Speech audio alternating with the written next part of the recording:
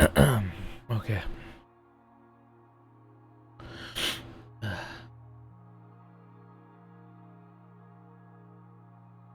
Turn off that music and continue with the game. Have to edit this, my microphone really quick.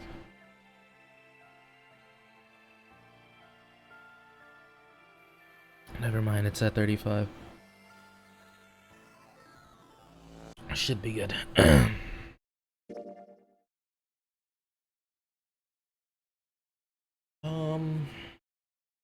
What was that? When I last played this Sunday, right? Yeah, Sunday. Um. Okay.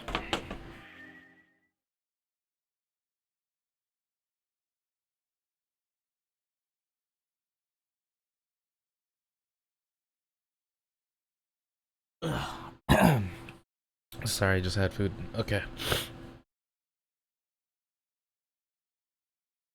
Man, I'm tired.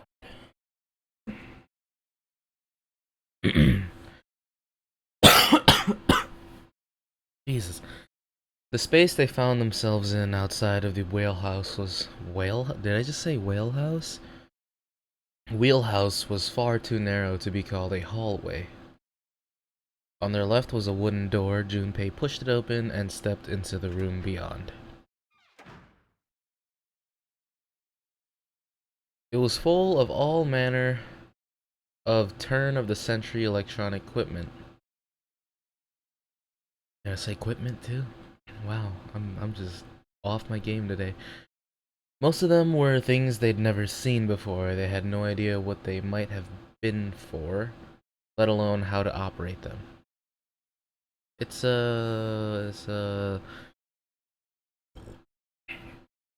Excuse me. It's a telegraph. One smaller machine had a metal bar that ended in a... Do I have to know Morse code? Oh, that's gonna be painful. Ace seemed to recognize it. Ah, yes, a telegraph key. These were used to transmit Morse code a long time ago. I forgot I had different voices for them. He turned and slowly took in the room. This must be the communication office. Across the room from the door they'd entered through was another door. A metal plaque was nailed to it. It read, Captain's Quarters. The Captain's Quarters. That's what it says. Then, do you think? I am Zero, the captain of the ship. I still have my cup. Ace swallowed. Junpei could feel his hands begin to sweat. Only Clover seemed unaffected. Well, we won't know if we won't open it. She walked up to the door and put her hand on the knob. God damn, she's fearless. It opened easily, and without so much as a pause, she walked in. Junpei and Ace followed. The first thing they saw was a man on the floor covered in blood. Junpei felt his body seize up, his mouth went dry, and he felt very, very cold. The blood in his veins slowed to a crawl, and his heart tightened like a fist. This was the third time he'd seen the horror of death laid out before him. He didn't think it was something he could stand to see much more of. Still, he had begun to accept that whatever it was that he saw, whatever happened to him was beyond his control, and whatever force controlled him was driven by a determination that he could not hope to match. A sense of helplessness, of desperation washed over him. It left behind a feeling of utter emptiness that wormed its way through his body like acid. Then he realized they had to check the man's pulse. Perhaps he was still alive. Fueled by the spark of hope, Junpei ran to the man's body and his heart fell. Yo, this boy's dead as fuck. He's got a thing. He's got a bracelet. Watch. His fingers on the man's neck felt no pulse. His pupils had dilated and he wasn't breathing. Dude, he don't even see the pupils, man. They dilated so much that you don't even see the pupils. I'm kidding, his eyes just rolled back. I got you. Haha. Junpei lifted the man's already stiff body. There was a deep red wound on his chest. Junpei did not have to wonder long at what could have made such a wound. For lying next to the corpse was an axe.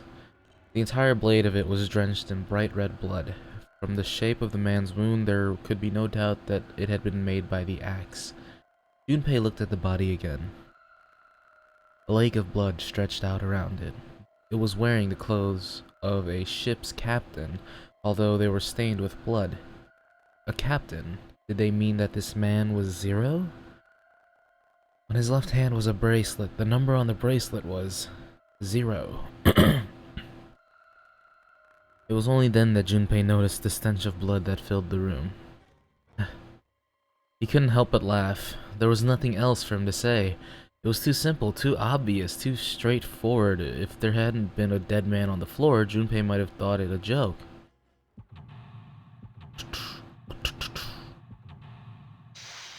Oh. Hold on. I gotta set up my stuff. Oh shit. Give me 1 second, please. Just 1 second.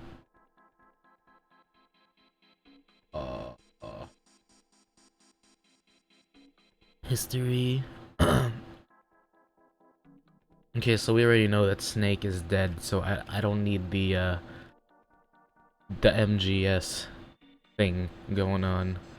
We only need one thing. And that's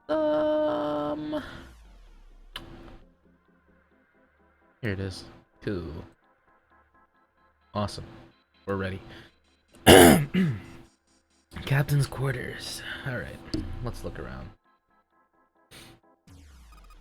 A camcorder. It looks like it's pointed at the door.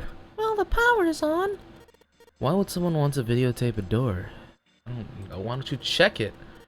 I think this kind of camera records to a hard drive, but it doesn't look like this one's recording anything. What do you mean? It's just sending whatever it sees to something. What does it see? The door. Wow, good job. Alright, we got passcode here. This is the exit, huh? Don't even really have to try this door to know that it's locked. I knew it. Camera's pointing at the exit. What the plaque? There's a plaque on the door, but it doesn't say anything. Okay. There's blood on the chair. Do you think this was the dead guys? Yeah, probably. There's blood on the chair. Kinda creeping me out. It's just blood. There's something metallic on top of that table. Hey, is that a music box? Well, let's have a look. There's a little music box on this table. Little music box on this table. Little music box on the table. I moved the sheets and took a look under the bed. There's a lot of space. Somebody could hide down there. Then you could hide other stuff too. Huh? You mean like this body? Yeah, but whoever killed him didn't do that. Why not? Well, let's see. I guess I can think of 4 possibilities. They might have just not noticed the space under the bed, or they didn't think of hiding the body, or they didn't have the time to hide it, or what? maybe they didn't want to hide it. Maybe they wanted us to find it to prove a point or something.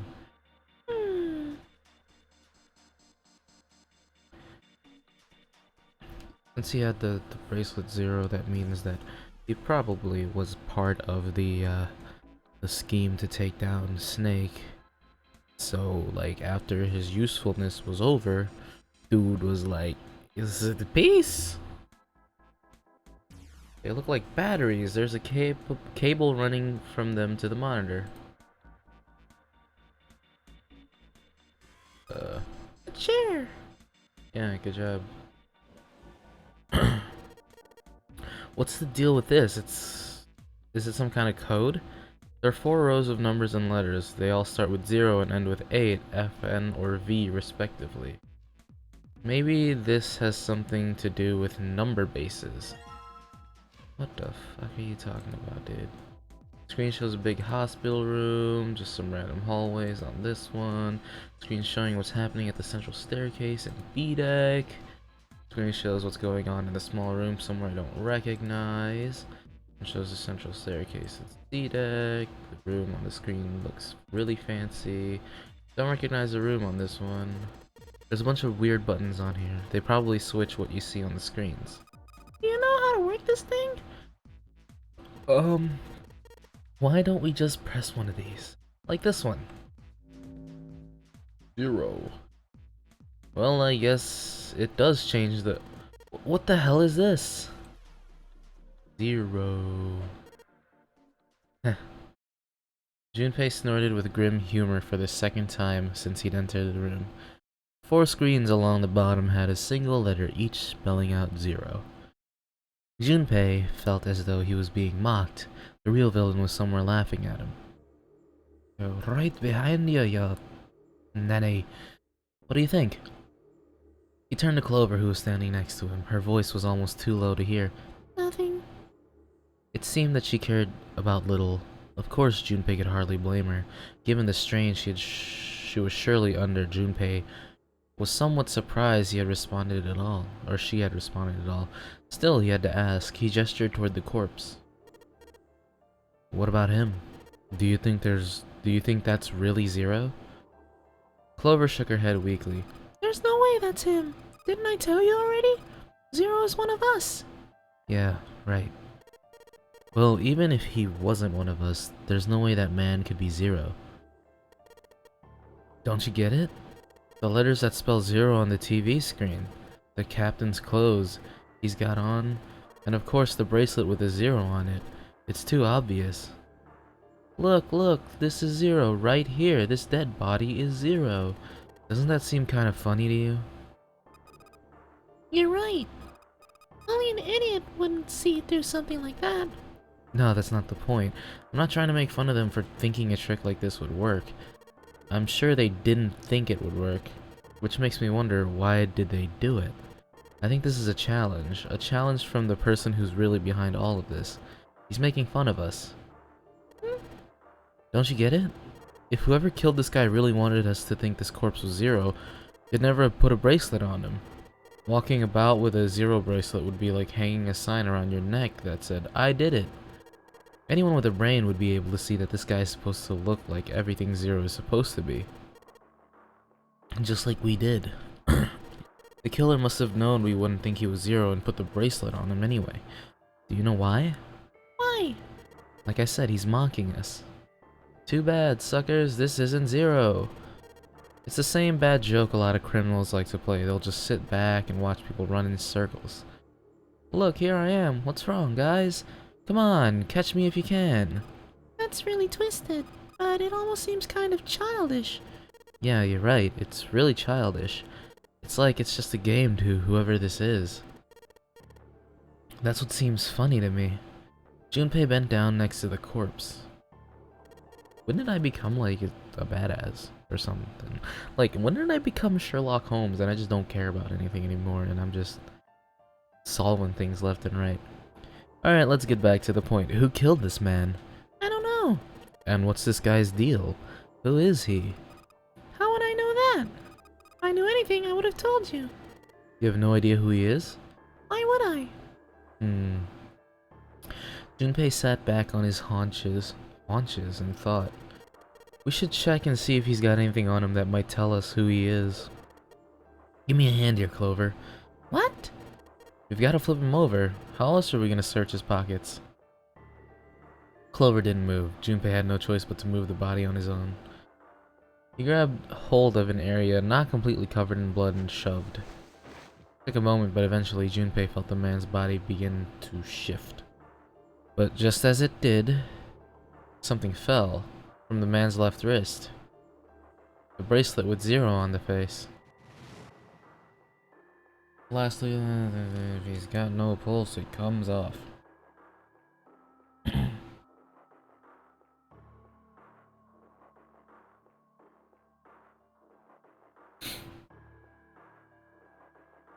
Junpei stared at the bracelet. This man, he's dead, isn't he? Huh? No, it's just, I guess I didn't really think about it right until now. If his bracelet's off, that means he's dead. Well, it's pretty obvious that he's dead. You don't really need to look at his bracelet to figure out he's dead. Yeah, I guess you're right. It It is pretty obvious. He looks a lot better than the other bodies we've seen, though, you know? I mean, if there wasn't all this blood, he'd almost look like he was still alive. I mean, you know, it's kind of messed up. It's kind of a messed up thing to say, but he kind of has it better, you know? Dying from a bomb going off inside you, I mean, that's just... Shut the fuck up, Junpei. Dude, why are you saying this in front of his sister? That is so messed up, Junpei. Some of Snake's bones went right through his skin. I think the explosion must have thrown him against the wall or something. There was just a broken bone just sticking out of his left arm. Suddenly, Junpei realized what he was saying. You fucking idiot. How could he have been so cruel? He clapped his hands over his mouth. But it was already too late. He turned to look at Clover. She was glaring at him furiously. What did you just say? Her words sounded cold. He knew an apology could hardly atone for what he'd done, but he tried anyway. Oh man, I am so sorry. I shouldn't have said that. I really don't know what I was thinking. I mean... No! That's not what I'm talking about. What did you say about his arm? Arm? Yes, his left arm. You said it, didn't you? Well, yeah, I did, but... I mean, didn't you see it too? Of course not. I could barely look at him. Clover took a quick, deep breath. Are you sure it was on his left arm? Was it on his right? I don't... No, everyone has it on the left arm, right? Everyone has it on the left arm. Could it be a fake snake? Junpei thought back. Yeah, I'm pretty sure it was. And he had a broken bone, right? What the hell are you getting at here? Just shut up and answer me. She shoved her face closer to his. He could see the fire in her eyes. Junpei winced and swallowed. Yeah, he did. It was pretty bad too. The bone was sticking out of the arm.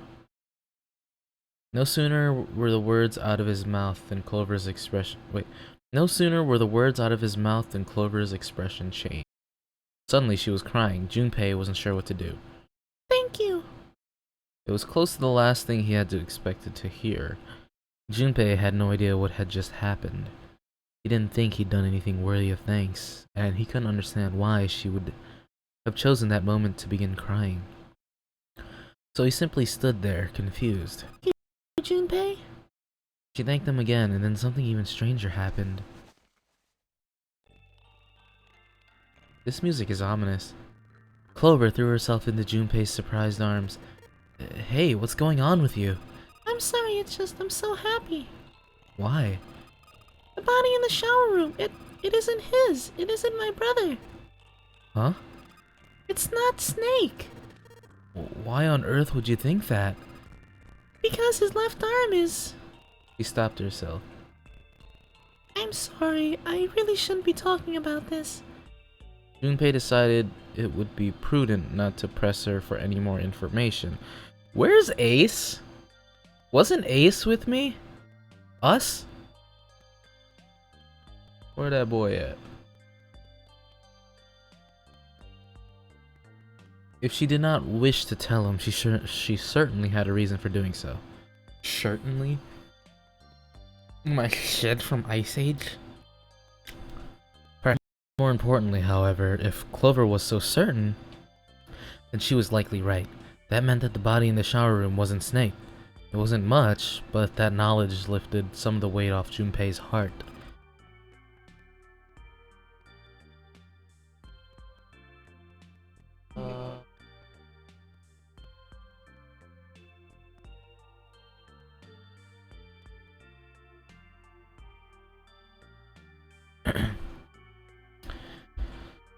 Sorry about that. He's still alive. I'm so happy. Tears shone in her eyes. Those tears melted Junpei's heart. As she cried, she had pushed herself against his chest like a child. Junpei put his arms around her and held her tight. Junpei, you're right. Hmm? No matter what happens, you can never lose hope. You have to remember what's most important, and that's to have faith and to have love. If you can remember all those, that'll bring you good luck. Clover reached into her pocket and pulled something out. Yeah, fuck yeah, dude. Look, the Irish. It was a laminated bookmark with a 4-leaf clover. I only made it here because you gave me this. I was suspicious of everybody and I was angry and miserable. But because I had this 4-leaf clover, because of what you said to me, Junpei hadn't thought his words would have had such an effect on her. Her words were making him feel a little awkward. Thank you so much, Junpei. She looked up at him. He scratched his nose and pretended to notice something interesting somewhere else in the room. If you really want to thank somebody, you should be thanking Santa. Santa? Why? Well, he was the one who gave me that thing. And the words for each leaf, I got that from him too. Then suddenly, Clover broke away from Junpei. Huh? He looked confused. He hadn't thought she'd react that poorly. Clover began to pace across the room. 6 steps to the left, 6 steps to the right, another 6 to the left, and then she stopped. Did Santa really tell you those things? Her eyes were serious but not angry. Yeah, he did. Did I, say something wrong? Oh no, not at all. In fact, this could be really good news. I think. You think? Santa knew about the words in the clover. The only people who should know about that are the other subjects. Subjects? The other people who were in the experiment 9 years ago with my brother and Me? That's not proper grammar. I'm sorry. I'm sorry. I shouldn't be saying that. You're facing death. I'm sorry.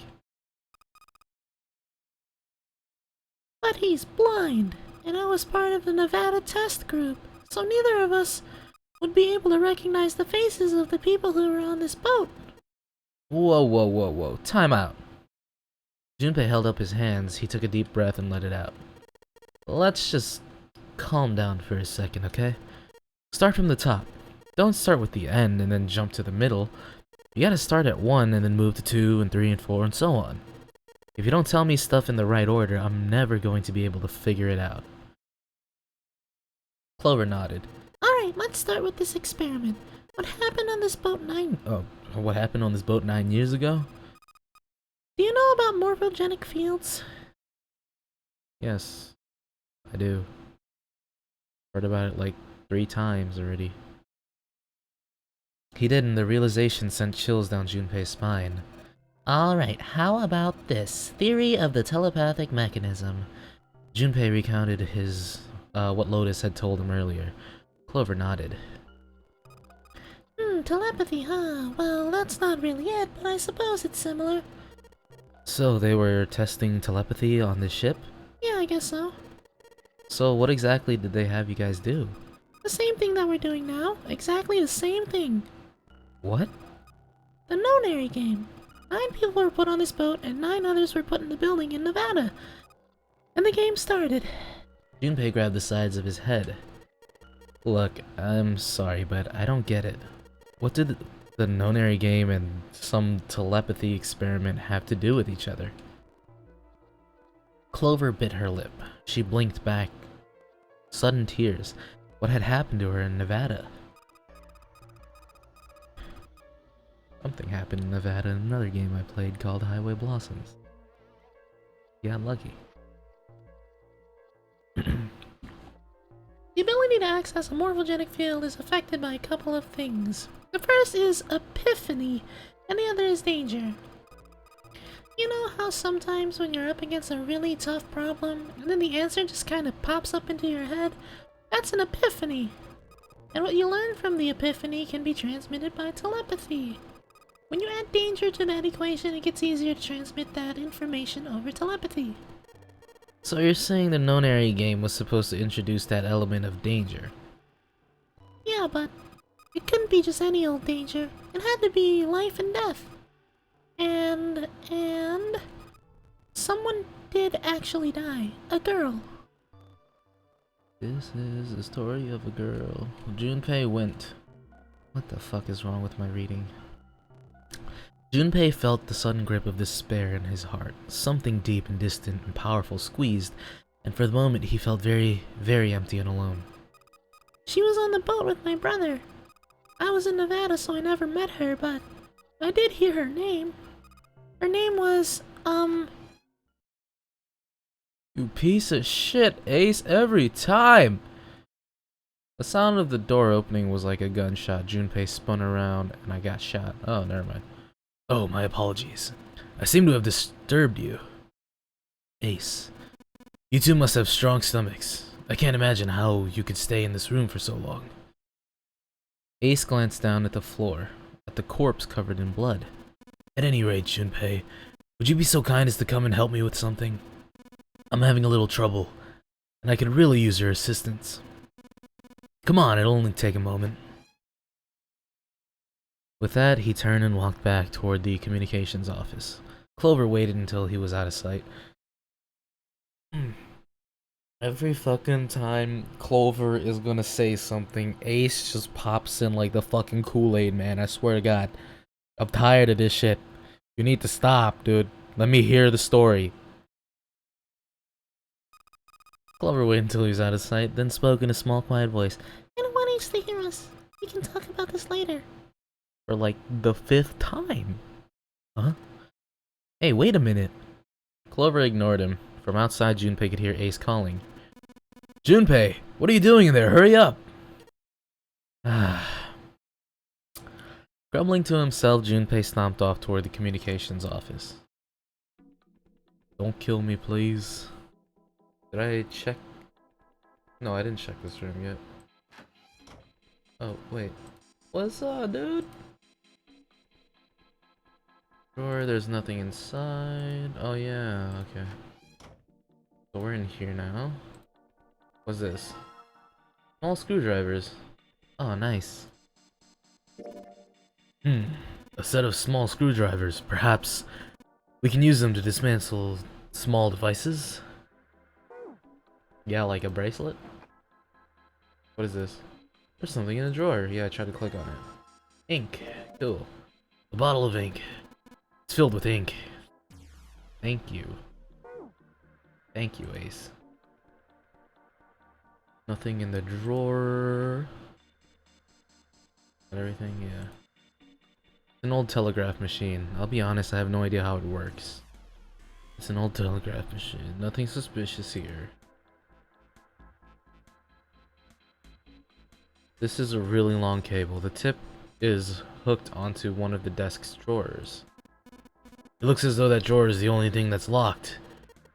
I don't see a keyhole though. An electronic lock, perhaps?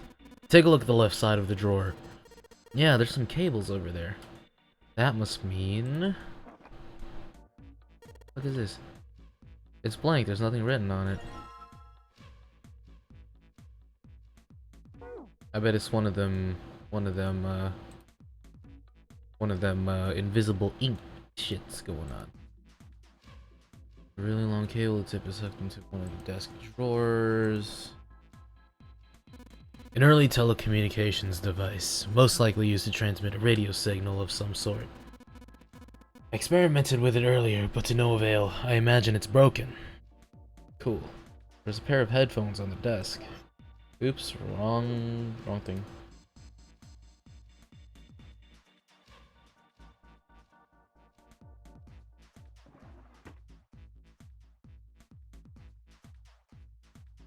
Can I check other drawers? Okay, well, the desk of the drawers. You gotta do this thing somehow.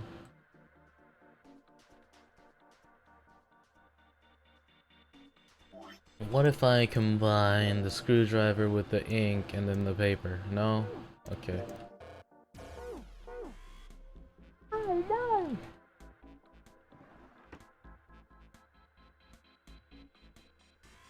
Oh, here we go.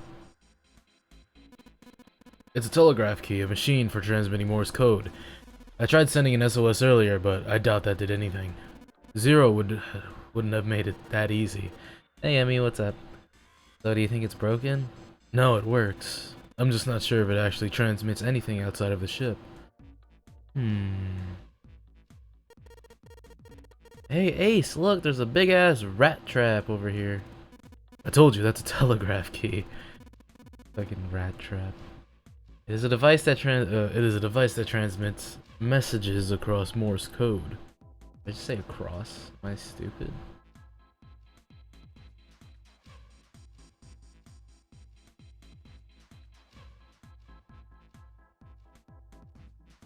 Can I do it later? Fuck, dude. I've only got like an hour to do this, and like, that's all I want to do. I'm kind of tired today. Just normal light. Well, it won't turn on, so maybe not that normal.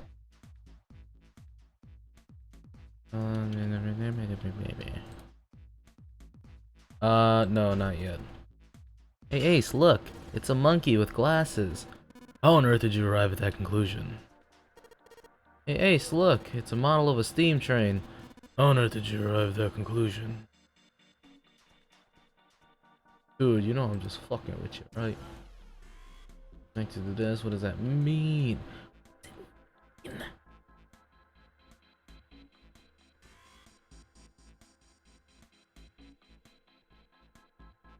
Fuck, how do I look at it again? Fuck. Shit. Fuck. Oh, here we go. Kinda looks like someone who's been watching too much TV. To be honest, I have no goddamn idea what this thing really is. Probably some kind of radio transmitter. I will be right back. Yeah, I'll be right back.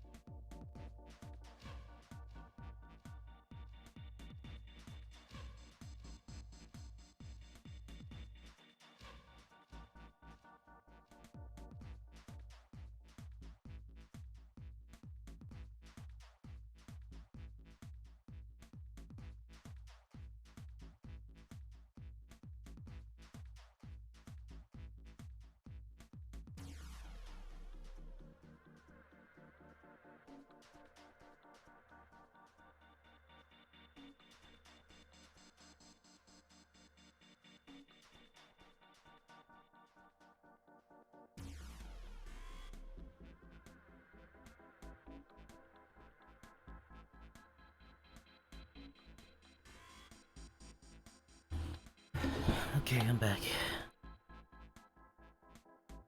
I only had like... okay, I got back at like 1:30 last night. And then I woke up at 6. So I've only had like... No, I stayed up a little bit to talk with Sheikah. So like, maybe 2 or 3 I fell asleep. So I only had like 3 or 4 hours of sleep last night. It was fun. What the fuck do I do? It's a clock mounted on the wall. The hands aren't moving, little surprise that the time is wrong then, I suppose. And there's nothing on the back. Are you sure? Did you check? Dude, what do I do? Junpei, what are you doing? I've searched the wheelhouse from top to bottom. There's no reason. In fact, I don't think it'd be wise to investigate the Captain Gordon. Look, a hook. That wasn't a joke. I know, man. I have screwdrivers. What am I doing with my life?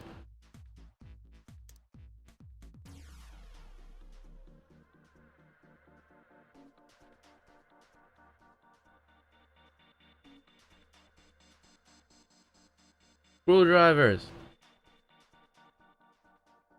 Screwdriver. Are you fucking kidding me right now?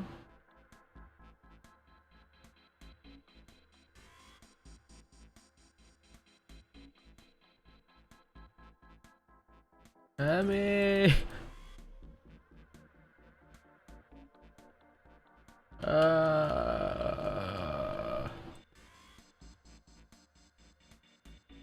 No, I want to look at other things. Pair of headphones, I can't hear anything. Guess whatever they were connected to doesn't work anymore. Cool! I have screwdrivers! Can I open this thing?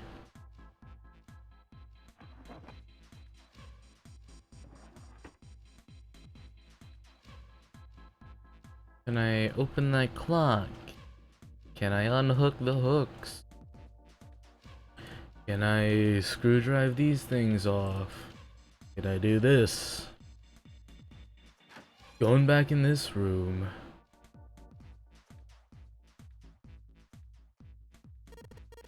Isn't there on the screen the one right behind us?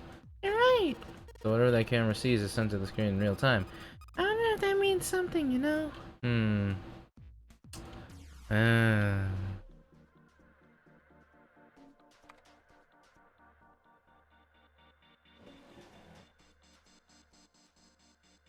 And that's it. Oh wait, them batteries. Don't fucking touch the batteries. You fuck!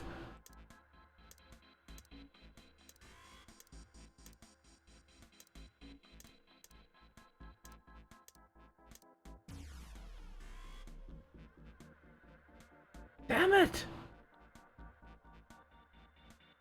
There we go, they look like batteries. There's a cable running from them to the monitor. Fucking hell! Oops, wrong button. There's a whole bunch of these little screwdrivers. I think we could probably use them to take apart like small things. You know, honey, I'm trying. What is that? I think this is probably used to be a door. Room's going through as long as there's a metal plate there, though. Well, even without the metal plate, the desk is getting away. Yeah, that desk isn't that heavy. Can I unscrew this? Open it for the electronic lock. Guess I've got to put in a passcode. I don't think that's just about numbers. There's a hole in the bottom of it right there. I think you need to put a key in it first. Oh, dude.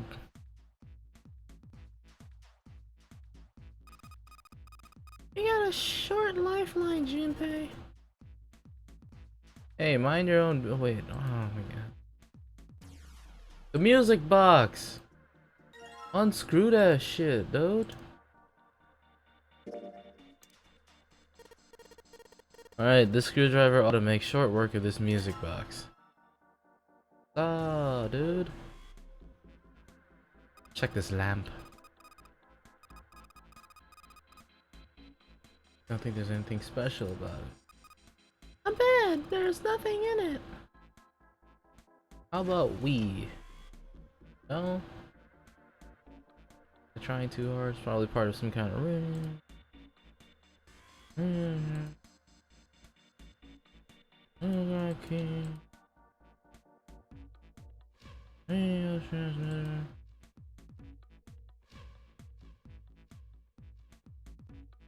Pressing those buttons.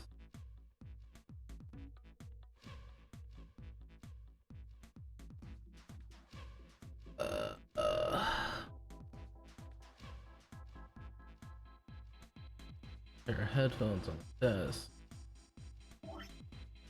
Do I combine these two things? Nope. Wait, stop. These two. I guess I'll put the ink on the cylinder and put it on this fucking piece of paper. I guess, okay, we just made him. Okay. I'm not gonna complain about that. Radio transmitter, do we put it in here? I can put it in here, right? Alright, I've got the Morse code I'm supposed to enter. If I do this right, something will happen, I hope. Alright, let's give this a shot. Wait, huh?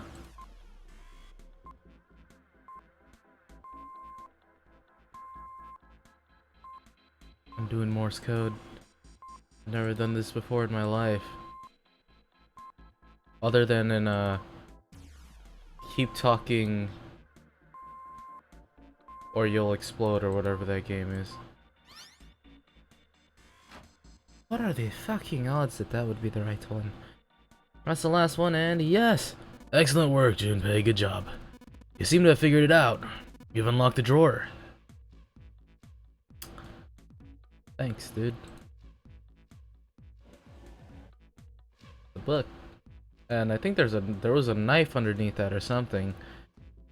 A red file lay in the drawer. Junpei reached down and picked it up. The cover read, All Ice. I know it's Alice, but it's spelled All Ice. Did that mean? Junpei couldn't hold back. He had to know what was in that file. Each page was covered with strange characters. They looked like tiny drawings of birds, snakes, insects, horned animals, wings, and even kneeling humans. There are many pages in the file, and each was full of these strange symbols. What the hell is this? He didn't realize he'd spoken out loud until Ace looked over at him. There are hieroglyphs, a form of writing used in ancient Egypt. Ancient Egypt? That's right. Can you read them? Of course, I can't. What makes you think I could? What the hell? Junpei flipped through a few more pages. A few more June pages? You can leave. It wasn't just one or two pages that were covered in the strange symbols. Every single page was covered in them. Trying to read them was pointless. Junpei wasn't going to waste any more time with them. He made to close the file, and something fell out. He bent down and picked it up. Nice, it's a key card. There was a symbol on it that reminded Junpei of the symbols for the Saturn and Mercury key cards. This one, however, had a dot in the center of the male symbol. Uranus. Uranus? That's the Uranus symbol. Junpei looked up. Did beneath the navel mean the bottom deck? Did Forest of Knowledge mean the library? If it did, then this Alice is in a room somewhere beyond the library? What's wrong? Junpei blinked. Only then did he notice Ace looking at him, curiosity and concern written across his face in equal parts. There was no reason for Junpei to hide his thoughts. He began to explain his theory to Ace. Then he stopped. It wouldn't make any sense if Ace didn't know who Alice was supposed to be. So he told Ace everything June had told him. About the Egyptian priestess. About Ice 9. And finally about the woman who wouldn't melt, who had been recovered from the Titanic disaster. He told about how she could have been called All Ice, which eventually turned to Alice. And how she had been purchased by an English millionaire who called himself Lord Gordain. And how Gordain had hid Alice somewhere on the ship. And you think that he hid her in a small room beyond the library on the bottom deck? Love those ones. Yeah. Well, I mean, I guess so. I see. Ace stared off into the distance, his hand slow and absent-mindedly stroking his beard. After a few moments, his hand stopped. He turned slowly to look at Junpei, and his brows drew together. Junpei, have you ever heard of the term CAS? CAS? It stands for Cells Alive System. It is an advanced technology for freezing and preserving organic matter. Put simply, it is a technique that allows one to freeze things without the formation of ice crystals. Normally, if you freeze something fresh, water within its cells expands as it crystallizes, damaging the cell membrane. CAS, however, works differently. The object to be frozen is supercooled using magnetic fields, and then frozen instantly and uniformly, giving ice crystals no time to form. It was originally developed for the preservation of food as an alternative to the normal freezing process. Now, however, there are rumors that it can be used for other things. What do you mean, other things? Well, there are obviously medical uses, but perhaps also space travel. Cryo-freeze. Space travel, are you serious? Surely you've heard of suspended animation, cryogenic freezing? It's a fairly common idea in science fiction books and films. People are sometimes frozen for especially lengthy journeys through space. Go into hypersleep like in the Alien series. That was when Junpei understood what Ace was suggesting. Whoa, whoa, whoa, whoa, wait a minute there. Ace looked at him and raised a brow. Are you saying that Alice was frozen using that cast thing? Well, I'm sure the possibility is quite low, but it is a possibility. If this special ice you call Ice 9 does indeed exist, and if casts were used to freeze her into that sort of ice instantaneously, you think she could be alive? Well, I can't say for sure, of course. I'm only talking about possibilities. The melting point for Ice 9 is 96 degrees, right? If she were put somewhere where she could reach that temperature... That's nuts! Are you really saying she could have defrosted and started walking about? You're quite right, it does sound unbelievable. But if she had, then we would have an explanation for the man we found dead on the floor. Well, why would she have to kill, dude? That makes no sense. It's not 96 degrees on this fucking ship, dude. There's no way in hell. You have to be in like Atlanta or Florida for it to be 96 degrees. You mean the guy just like a captain? Yes. He was dead when we found him. Clearly he was murdered. But if he was murdered, then by who? It couldn't have been one of us. That would be impossible. In order to enter the captain's quarters, one must first open door 1. That door that requires the Earth key prevented us from accessing door 1. Who was it that opened that door? Santa and Lotus. Right. Clearly, the two of them could not have opened door 1, or any other door, for that matter. Who else then could have done so? Junpei thought for a second. No, nobody. After Santa and Lotus had used the Earth key, they turned back and met up with Junpei and June, who had just returned from EDEC. The four of them had proceeded to return to the large hospital room to reunite with Ace, 7, and Clover. When Junpei and his team had gone into the shower room, Ace, 7, and Clover had been left in the large hospital room, but they would have been unable to open door 1. Perhaps when Junpei and June had taken the elevator to door 2 then. No, that would have been impossible. They had been gone only 5 minutes. No human could have run to the captain's quarters, killed the man in there, and run back in 5 minutes. It would be possible for any of us to be the murderer. That being the case, who could have killed him? Wouldn't it make sense if his killer was someone who had been in the ship for some time? A person like that would know the ship well. They would know the locations of all the hidden passages and secret doors. The number of doors could mean nothing to someone like that. It would be a simple thing for them to enter the captain's quarters. Then you're saying the killer was Alice? It was Junpei's turn to raise an eyebrow. This is very, very far-fetched, Ace.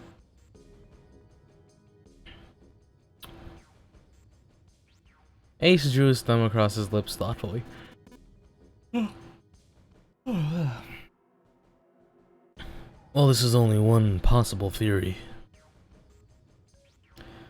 All ice. Alice. Was Alice indeed somewhere on the ship with them? Junpei had only one clue. The key card in his hand, it would, he hoped, grant him access? Really? Access to the Forest of Knowledge. But beyond that, what waited for him beyond the Forest of Knowledge? Whatever there might be, however, would have to wait. At the moment, there was nothing Junpei could do. He gripped the key card tighter and shoved it deep into his pocket.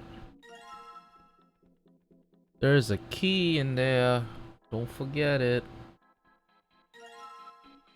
Unique key search. Key with a leather case. It isn't metal. My guess would be ceramic. Junpei, have you found a keyhole that might fit it? No.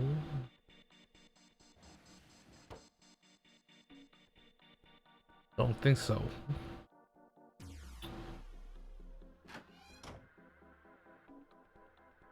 Maybe here? No, I'm stupid. Hold on.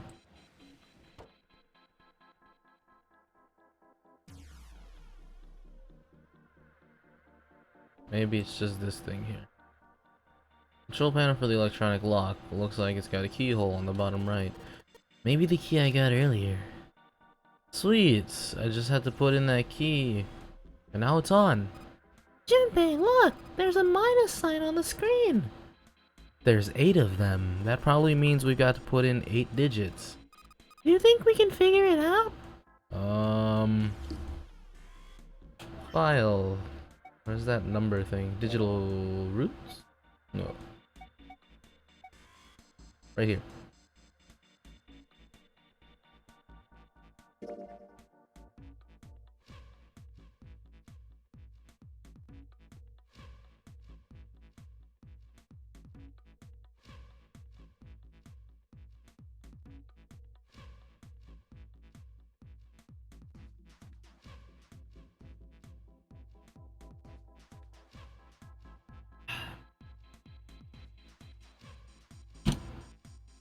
Is it 0?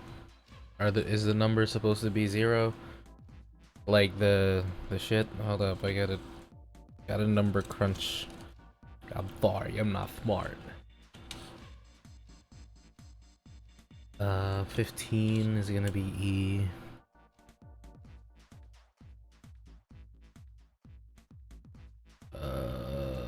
E-E-R-O.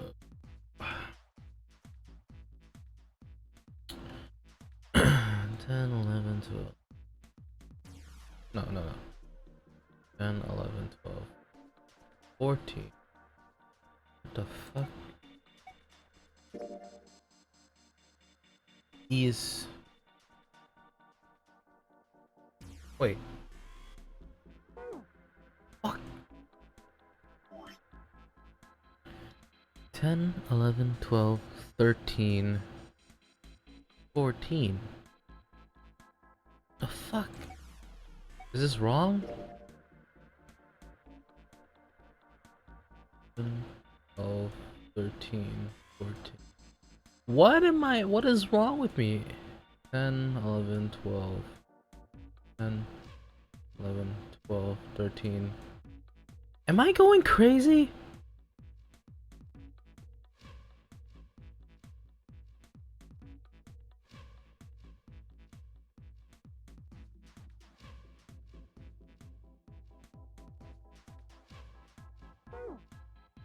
I mean, am I going crazy? Can I not count? Am I stupid?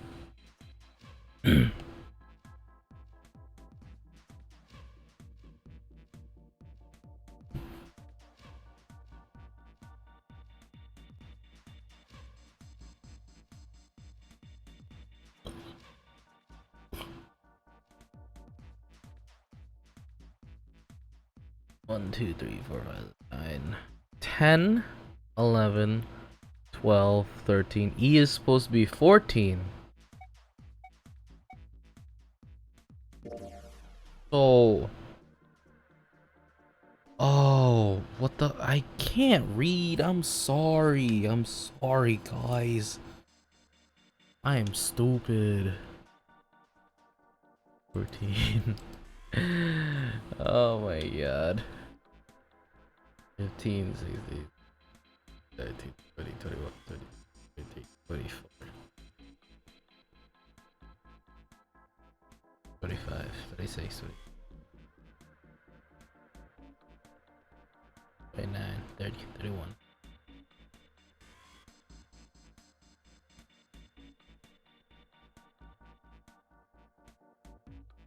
36, right?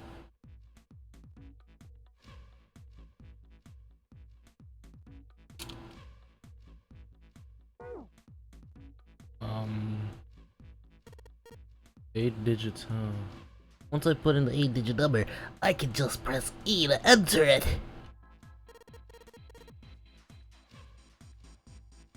36, 14, 28, 24. Shift. Shit!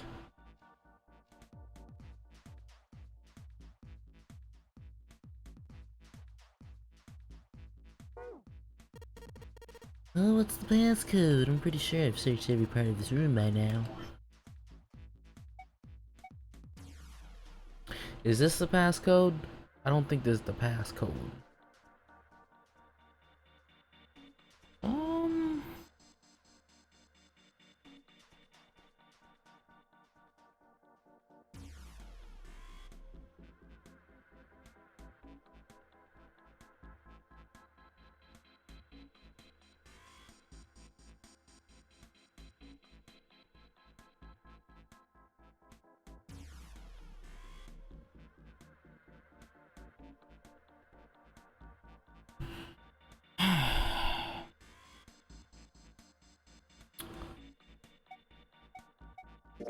Information about Alice, maybe?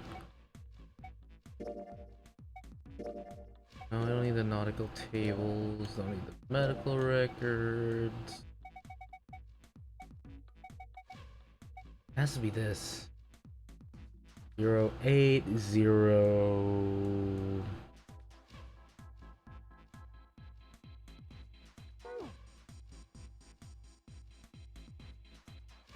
Fuck. This one's tough. I wonder why the camera made it. No, if he's about to look me behind, you gotta mean something.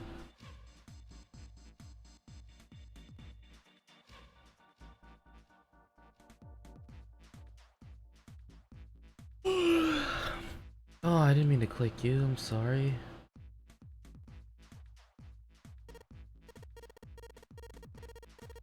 It's just a door. I know, right? The 4 on the bottom just say 0. Those 4 letters. Maybe. Maybe I enter it the other way around?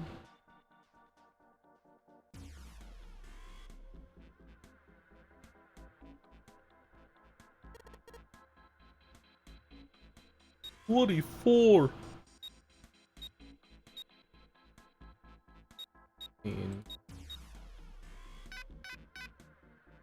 Shit!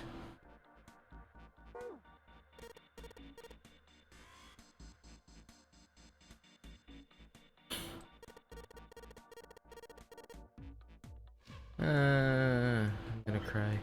Okay.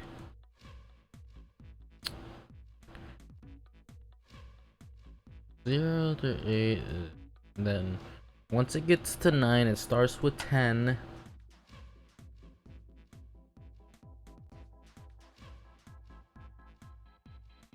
$12, $13, $14, $15, $16, $17, $18, $19, $20, $22, $24, $26, $8.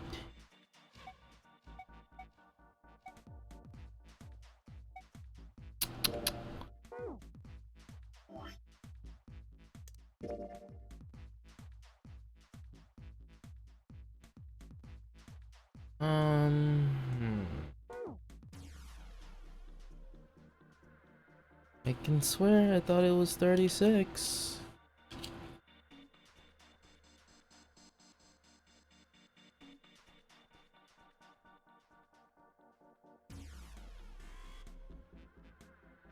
It's on, get back. One more time.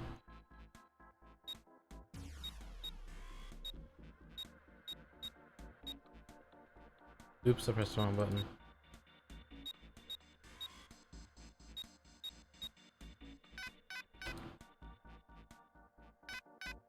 Why?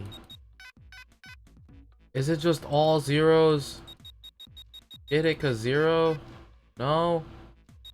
Shit.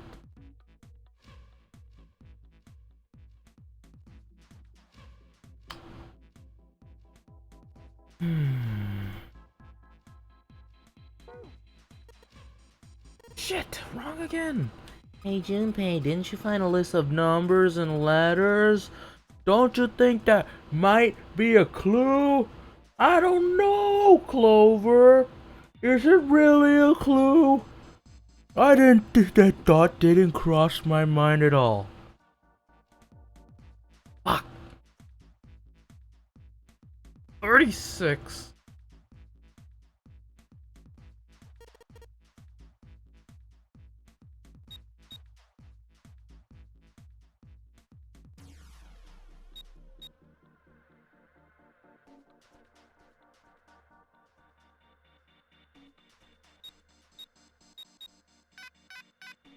Fuck.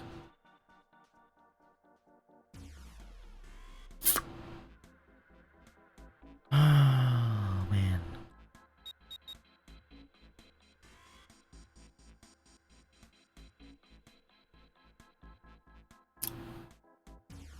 Zero 8.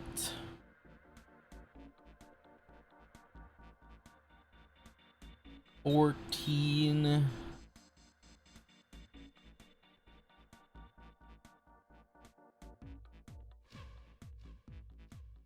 Hold on.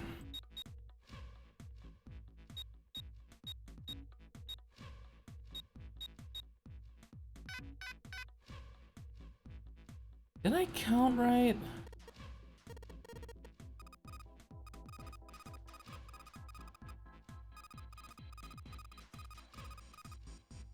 I know. Oh my god.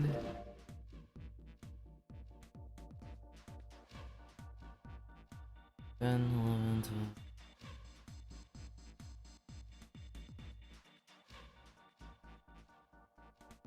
3.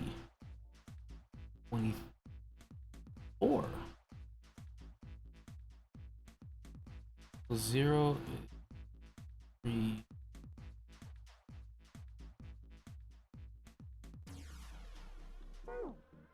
What if I tried? I wonder if there's like a point in the game where it's like, you're fucking stupid, we're just gonna solve this for you. 0, 8, 15, 23, U, V, W, X, Y, Z, subtract that, be 32.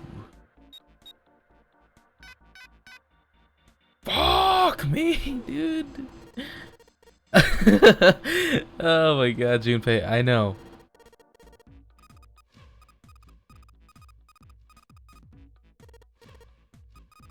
What would the hexadecimal number A be in base 10, 10, 11, 12?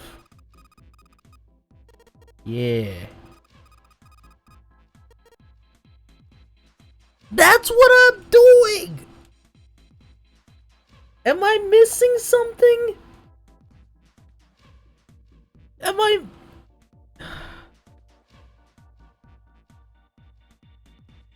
It's what I'm doing!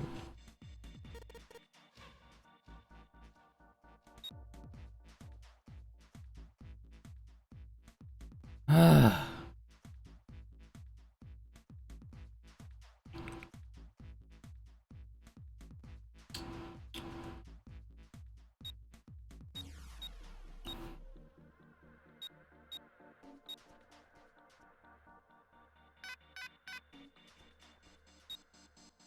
I'm gonna drop kick a baby.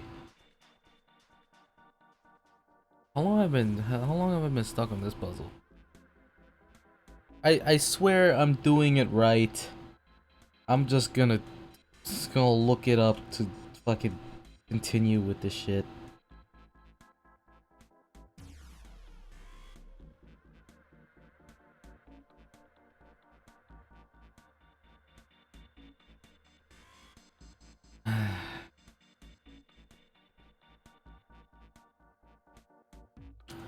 Like, hey Junpei, you know what you can do? You can make double digits with it. That's what I'm doing, Clover. What I'm doing, and it's not working.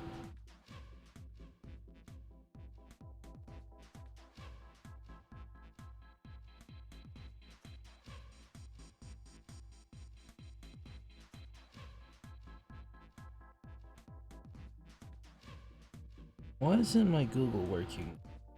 This triggers me.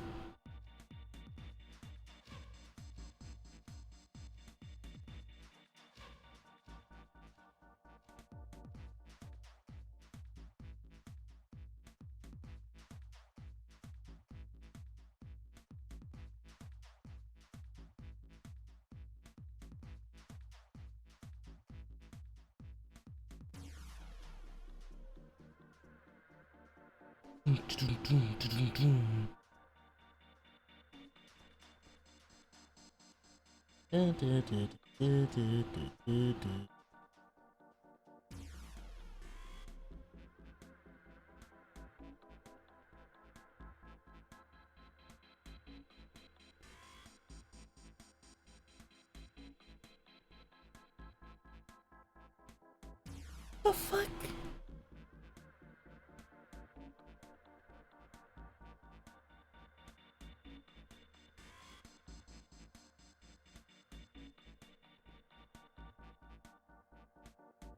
So it's 12, 34, 56.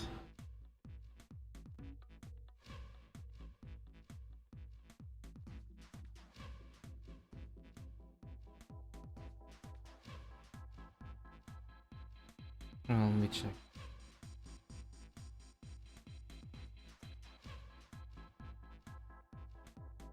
Oh, no. What the fuck, dude? Okay. My bad. It's 35, 14, 27, and 24.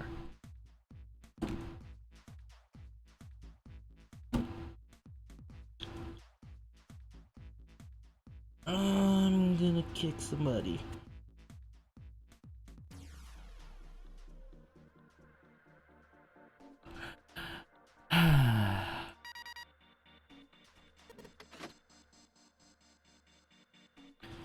I got 2 numbers wrong. Yes, I did it. Good job, Google. Excellent, you seem to have unlocked it. Good work, Junpei. Alright, let's go. That is so stupid, dude. I thought I counted it correctly, but guess not. Whatever. I'm gonna take a nice nap after this.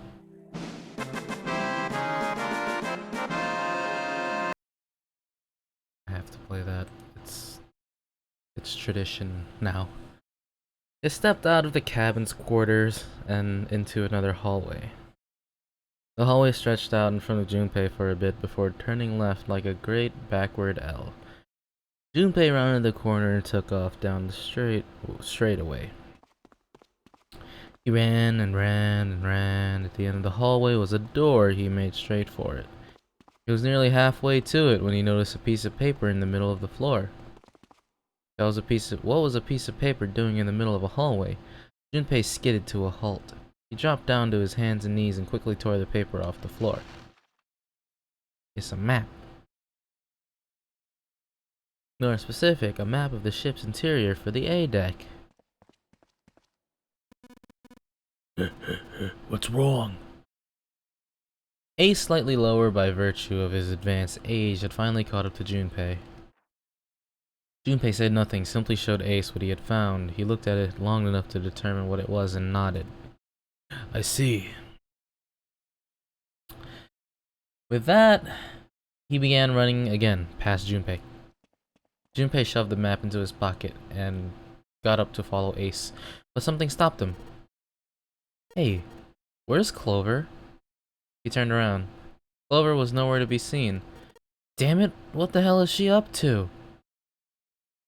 Junpei muttered angrily under his breath and took off back to the way he came. As he stomped around the corner, he saw her. Oh my god. Oh my god, I thought she was dead. I was gonna cry. I was gonna cry, dude. Oh my god. I thought I was gonna be like, she was there! Murdered! She was standing in front of the door to the captain's quarters, her hand on the doorknob. As Junpei watched, she closed it gently and quietly. What the hell are you doing? Nothing? What do you mean, nothing? Clover had unconsciously put her hands over her pockets of her jacket as if trying to hide something. What the hell is that? What? You've got something in your pocket. What is it? Oh, this? This is... a note. A note? Yeah.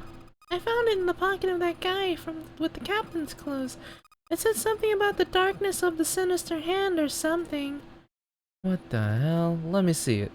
But Junpei wasn't going to get to see it. God damn it, Ace! Stop doing that, dude. Just let me expose you, okay? What is up, Aki Alert Nation? I'm your host, Aki. Go Yaki. Let's get right into the news. Interesting story today. The man named Ace exposed. Is he actually the killer that we have all been looking for? Find out next time on the next Aki Alert Nation. Now at 1.6 million subscribers. Hear Ace's voice. Hey, Junpei, Clover, what are you two doing? Hurry up. Clover shrugged. I'll show it to you later, alright? Come on, we gotta hurry. Before Junpei could protest, she was gone. Around the corner and off along down the stem of the yell. A note? Junpei was curious, but there was something else that bothered him. Her pocket had been bulging far more than what should have been a note. That bulge. She's packing, dude. She got a dick. Junpei did his best to convince himself that it wouldn't make sense later and ran off after Clover. Junpei pushed through the door and found himself in a large room with a large set of stairs. It was just what he expected to see after reading the map. His "I see" after reading the map himself meant that Ace had probably realized the same thing. Junpei looked around, but Ace was nowhere to be seen. He put his hand on the handrail and leaned over to look down. There he was, and not just Ace, Santa, June, Seven, and Lotus as well. Junpei and Clover glanced at each other and hurried down the stairs. You see, me and Clover, we kind of got this thing going on, June, and I don't know if you're okay with it, but I think Junpei might be into high school girls. What is up, Aki Alert Nation? Junpei exposed as a pedophile. They reached B deck at the same time. Jumpy! Clover! June's face was excited. Something had happened. That much Junpei could tell by simply looking at her. What's up? What's up, dude? Given their situation, he was not inclined to be excited about sudden developments. June, however, couldn't contain herself. We found it! Found what? We found it! What did you find? The last door! We found door 9! What? Come on, just follow us. We'll explain on the way. Okay, let's go. Seven turned and jogged down the stairs. The rest followed. We finally made it. The relief and excitement in her voice echoed what each one of them felt. Yeah, it's finally time. Junpei wasn't quite ready to believe they'd really done it, at least not just yet. Still, if everyone said that it was door 9, then it probably was. He could feel his heart racing. A mixture of anticipation and fear ran through his veins as he could feel his legs shaking. He was doing his best to maintain a sense of healthy skepticism, but he couldn't deny that the prospect of escape was an exciting one. There was one thing he couldn't get off his mind. The numbered door could only accommodate between 3 to 5 people. There were 7 of them on their way to door 9. That meant that even in the best case scenario, there would be 2 of them that would have to stay behind. Maybe 3, because apparently Snake is not dead. He didn't have any solutions to that problem yet, but he was desperately hoping one would present itself. Junpei looked over at the clock. The hands indicated that it was 4:30. They had 90 minutes before their time was up. Hey! Junpei! June! What the hell are you two doing? Hurry it up! Santa's voice jolted Junpei out of his reverie. Let's go, Jumpy. June... Sorry, I got mixed up between like 3 names. I was gonna say June. I was either gonna say June, Junpei, or Jumpy. That's why it went June. Jogging as quickly as she could, Junpei followed. C deck. B deck. Aren't you afraid, Jumpy? She's gonna get all wet.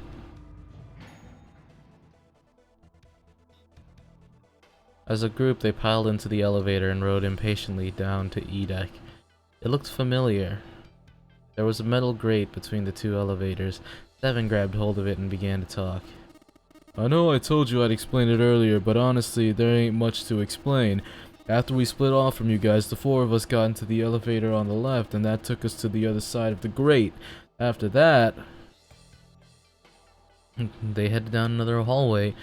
It took them toward the bow of the ship, and eventually to the number 6 that Junpei and June had found earlier. With 4, they had been able to open the door and keep going. As usual, they'd face a locked door, but had been forced to complete 2 different areas before they could unlock it.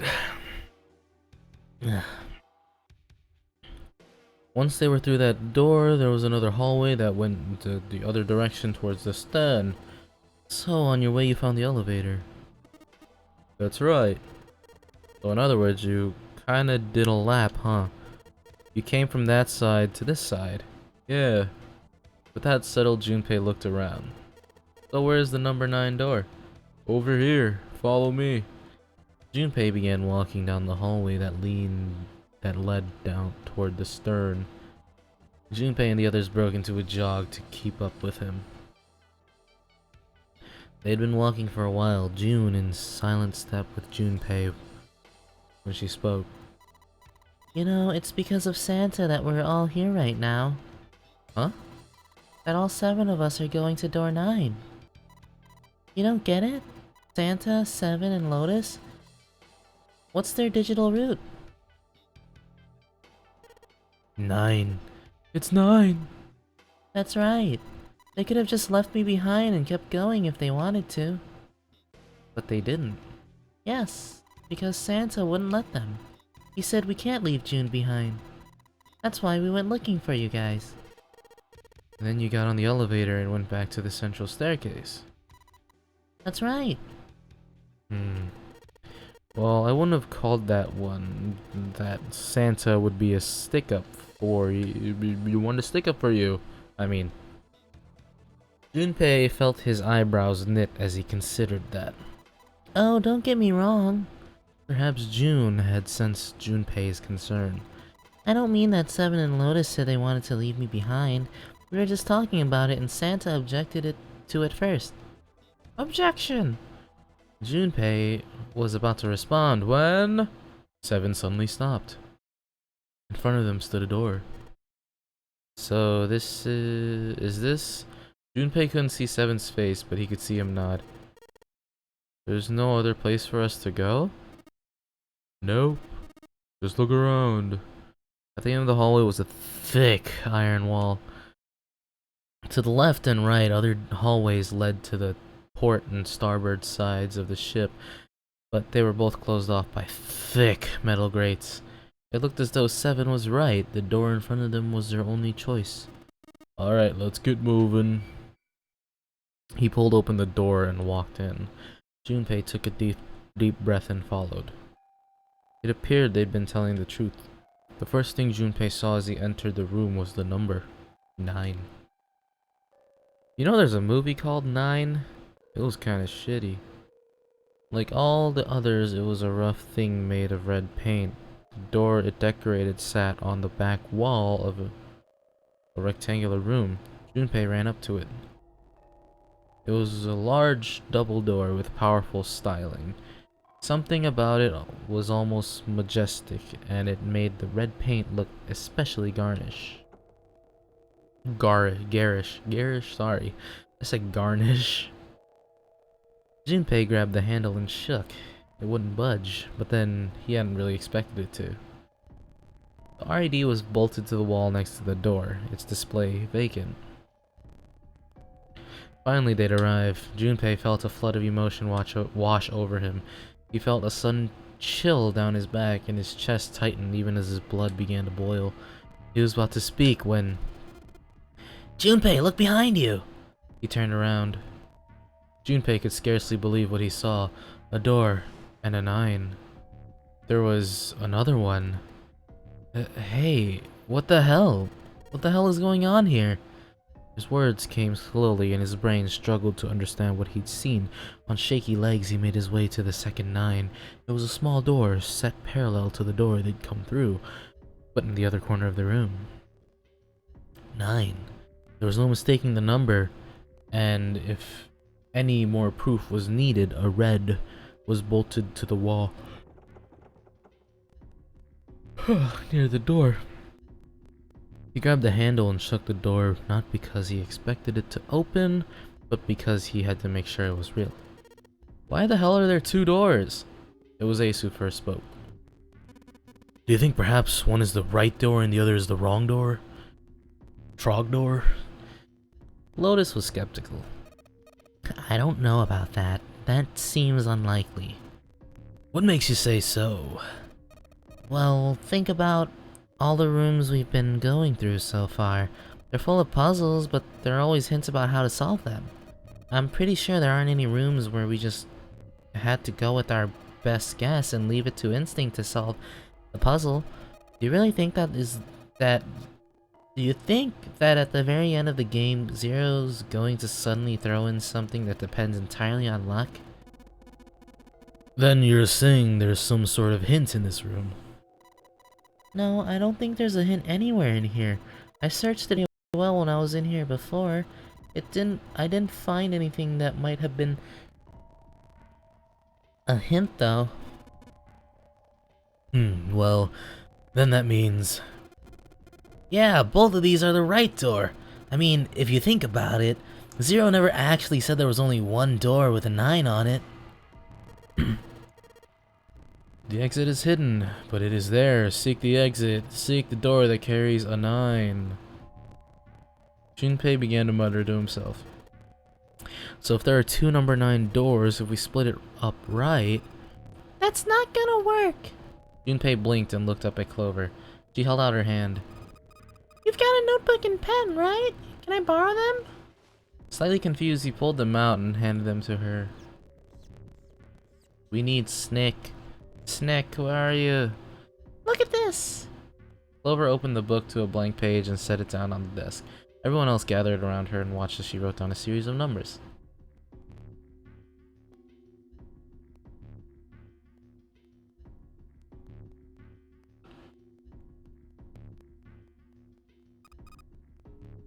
You get it? The numbers on the top are all combinations with digital roots of 9. The numbers on the bottom are the people who don't fit. There's only 8 possibilities if we split into 2 groups of 3 or 4 people, so... If 3 people go through the door, then 4 are left behind. If 4 go through, then 3 are left behind, right? Clover nodded almost as if she were pleased with herself for solving a difficult math problem. It would be perfect if, we found Snake, right? You gonna, hey Snake, you gonna come out? Joke's over, right? Joke's over, buddy, right? Huh? Right, Snake? The room went very quiet. Silence lay across everyone with like a thick, heavy blanket. No one spoke. Their faces were blank. Desperate for something else to look at. Junpei turned his eyes to the room around him. As he did, he began to wonder what was... The walls were covered with candles. The wavering flame made the shadows of Junpei and his companions look as though they were dancing. 2 rows of wooden pews filled most of the room. Between them was a strip of red, rich carpet. It's a church. The carpet ran straight through the room, ending at the door that pointed to the stern of the boat. At the other end of the carpet, sacrifice. An altar? It was a recessed space set into a wall between the 2 other doors. Sitting on a raised section of the altar was a coffin. A coffin. A coffin! A coffin. No, it couldn't possibly be. But if it wasn't, then whose body occupied it? Snakes! That was as far as I was gonna say Jake. That was as far as Junpei wanted to pursue that line of thought. He decided not to think about the coffin for the time being. At that moment, Seven spoke. There was an edge of humor to his voice, but it was forced. Okay, I give up. I figured if we sat here long enough, someone would volunteer, but I guess no one's got the guts to do it. Junpei didn't understand, and he wasn't the only one. What? You guys didn't figure it out yet? Fine. Let me enlighten you. Clover was mostly right with her little explanation earlier, but she missed something. She wasn't really wrong, she just... screw it. Let me just write it out. You can go 5 and leave behind 2.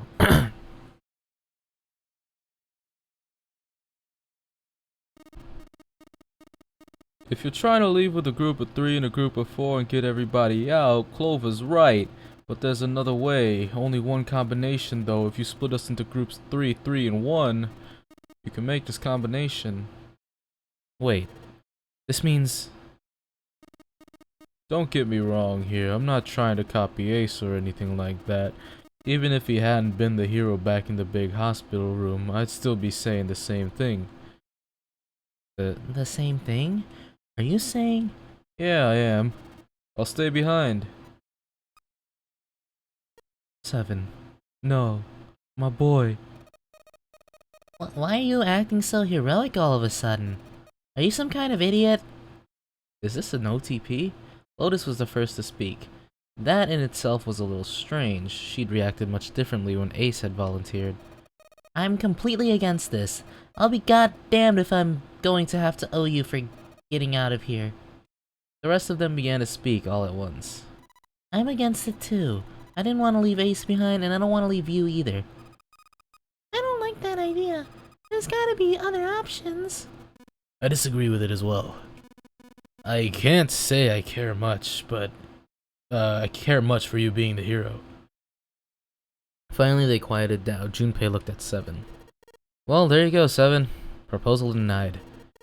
Clover's right. There's gotta be a better way than this. I'm gonna guess. Okay. Someone in that coffin is gonna have a bracelet that we can use. I'm just gonna call it here. 7 made some noise that was somewhere between a derisive snort and a cough. Doesn't make any sense. He was doing his best to pretend they were making a foolish decision, but Junpei could... Junpei could see the twinkling of water at the corner of 7's eyes. That was when Santa spoke. Whoa, hold on a minute. I haven't said anything yet. Until then, Junpei hadn't realized that Santa had stayed quiet for the whole discussion of 7's fate. Something in his voice made Junpei uncomfortable. Are you agreeing? You want to leave him here? Santa shook his head. Nah, I'm against it. I don't want to leave 7 here alone. Then I don't see how it matters. I said alone. Huh? I said I don't want to leave 7 alone. There was a dull shine in Santa's eyes. They were cold and hard. Junpei felt himself shiver. What the hell are you... What? You don't get it? I can't leave just one person. I need 2 more. 3 people including 7. I'll be leaving behind 3 people. That's my proposal. No. Those are my orders. What do you mean, orders? What the hell makes you think you can give orders around? Who the hell's gonna listen to you? You all will. In 3 seconds, you won't have a choice. What? 3, 2, 1. Santa was so fast, Junpei could barely see him. When he moved, it was almost like watching a dance, his feet moving like lightning. He spun and... Ah! Dude, no! Let go of June, please. Where'd you get that gun? It's golden. He had June. See? I told you. His lips curled into a cruel, mocking smile. A shudder traveled the length of Junpei's spine. His chest froze and he could feel his breath go stale in his lungs. Nothing made sense. Junpei felt as though his head were about to explode. Santa's sudden change in attitude, saying that he needed 2 more, the gun in his right hand, a revolver. Santa had grabbed June from behind and presented what Junpei's shaken brain identified as a revolver roughly against her temple. What was he doing with the gun? Where on earth had Santa possibly found a gun? Junpei's questions roared in his mind, but his mouth refused to ask them. Seven spoke, almost as though he had sensed Junpei's confusion. The gun's from the other room. What room? One of the rooms behind door 6. I should have known he was gonna do this. I should have taken the gun. Well, it's too late now, fat ass. Damn it. A mixture of fury and frustration twisted Seven's face, and he glared at Santa. Santa, for his part, didn't so much as flinch. The corner of his lip twitched into a slightly wider smile. Then the smile faded and he began to move. He walked backwards, dragging June with him. Before long, his back was resting against the door. On the wall next to him was the RED. He put his hand on the scanner panel quickly, and then forced June to do the same. Now, time for you to start following my orders. Ace, Lotus, congratulations. I've chosen you to come with me. Put your hands on the RED. 3 plus 6 plus 1 plus 8 equals 18. That was what Santa had meant when he said he needed 2 more. Hey, you deaf? I gave you an order. Santa's eyes narrowed to slits. He glared at Lotus, at Ace. They stayed frozen like deer caught in the headlights of an oncoming car. Right, fine. I didn't want to waste any bullets, but you guys just don't get it. No sooner were the words of Santa's mouth than his hand twitched. Who'd he shoot? And the gun roared. Oh god. A section of the floor exploded, scattering wooden splinters across the floor. A thin plume of smoke snaked out of the hole in the floor. There could be no doubt that the gun was real and worked. But why? Santa, why are you... Oh yeah, he's gonna leave me, Seven, and Chloe. We the fucking squad, dude. We the squad. Sorry. And June. I want June back too, please. Clover's voice spoke of betrayal and disbelief. Santa, I thought you were one of us. I thought we were friends. What? You knew about the leaf word and the 4-leaf clover. Santa's cheek twitched almost imperceptibly. What the hell is that shit? I got no idea. You're lying. Shut up. Just shut up, you stupid. I don't like that word. You want me to put a bullet in your fucking head? Specks of spit flew from Santa's mouth, his face twisted with rage. Clover recoiled, her eyes wide when she spoke. Her voice was very small. Santa! He snorted, then shook his head vigorously and turned to face Ace and Lotus. Alright, assholes. What are you still standing there for? Get over here and scan those bracelets. I don't have all day. Oh, what's the matter? Your hearing's starting to go? Going senile, maybe? Ace and Lotus still didn't move. It almost seemed as if they couldn't move. June's face was pale behind Santa's arms. Her eyes were wild and her chest heaved with every little quick breath like an animal cornered by a predator. Junpei's mind worked furiously. What were they going to do? Then he realized something. There was nothing they needed to do. There was nothing to debate. June's safety was the first priority. That much was obvious. Doing as Santa had commanded meant that she would be safe from at least 2 threats. She wouldn't be shot, and she would leave the ship alive along with Santa, Ace, and Lotus. There was only one thing for Junpei to do. He turned to Ace and Lotus. Please, go. Huh? But... Jumpy, what are you saying? If you stay here, you're gonna be stuck, Jumpy. And so will Clover and Seven. I know. Okay, wait, give me a sec. Okay, so Clover... Okay, 4 plus 7, that'll be 11, plus 5 is 16. So, if my gut is telling me the right thing, they're gonna go through... We're gonna have a limited time to find Snake, and I think Snake is in that coffin. And so, if we get Snake, right, that will make it 18, which means we will get the digital root of 9, and we can go through the other 9 door. That's what I'm thinking. But you don't need to worry about us. We'll figure something out. Right, Seven? Right. You just leave it to us. It's gonna piss me off to do what Santa says, but... Don't worry about me either. There's still something I have to take care of. We gotta find Oni-chan! But... No, you can't. Ace, Lotus, don't do it. Don't worry about me, please. June was almost crying. Junpei walked around behind I was about to say Alice and Lotus. Ace and Lotus. Without a word, he laid a hand on each of their backs and gently pushed them forward. Cause, okay, the second that Clover pointed out that it wasn't Snake, I was like, okay. He's gonna come in at the end somehow. Somehow.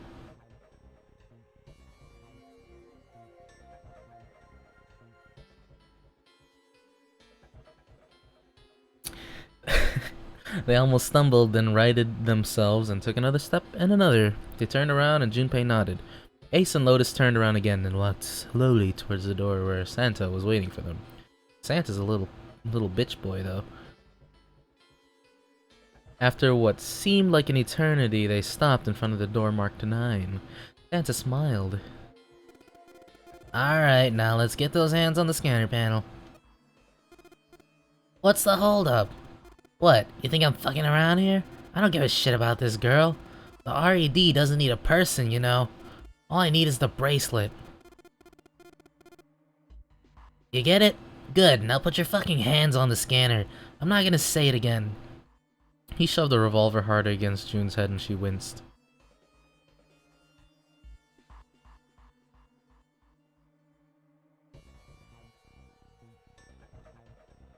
Fine. Ace sighed, defeated, and placed his hand on the scanner panel.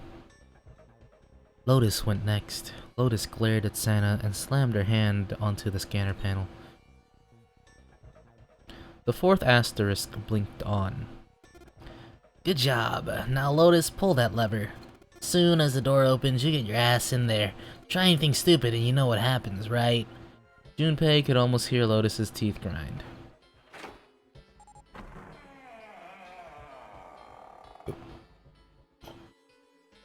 So let me guess, Emmy, you kind of had a crush on Santa until this happened, right? Until he started, you know, threatening the OTP. The door slid open. Door number 9 opened at last. It opened with a low, powerful rumble. A drum roll to welcome the chosen few. Alright, go! Lotus and Ace walked through the door, their eyes furious but defeated. Santa waited until they were all the way inside, then hauled himself and June across the threshold as well. 6, 5, and 7.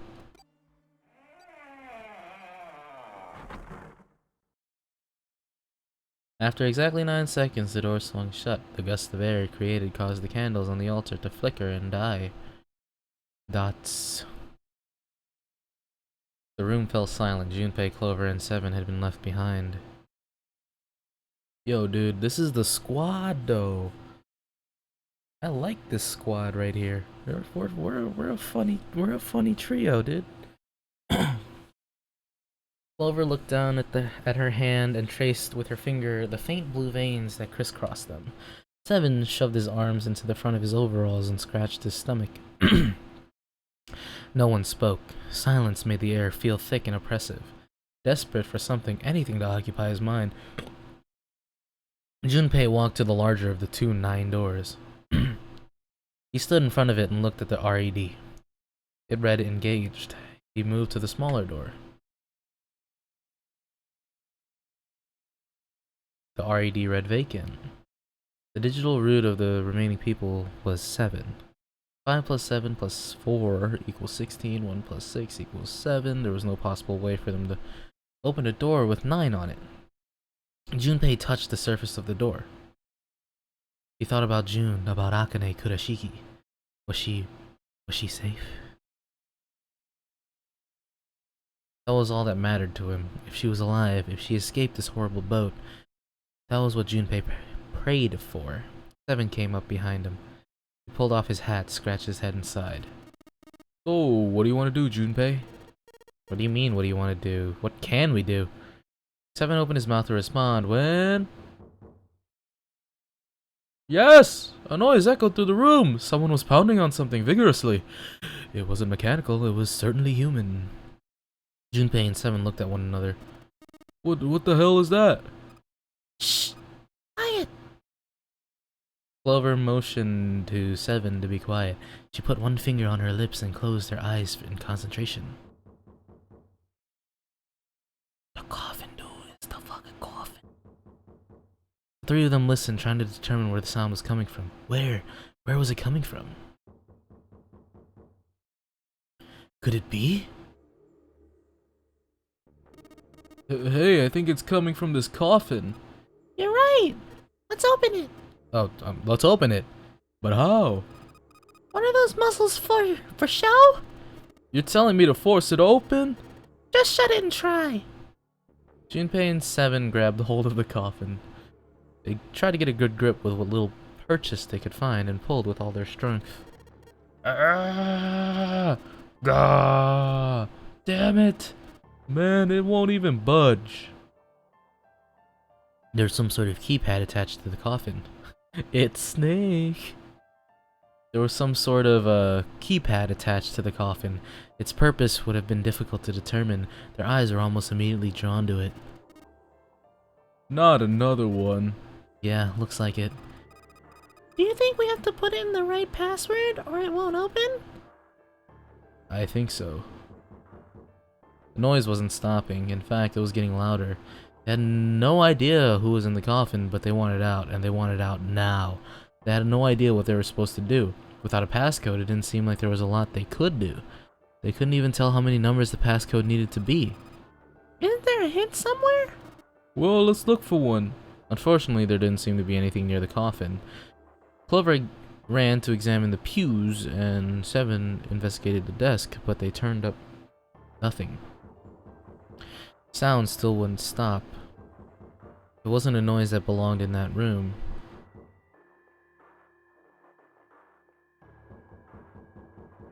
What was the passcode? What was Junpei supposed to do? How was he supposed to figure it out? He needed something.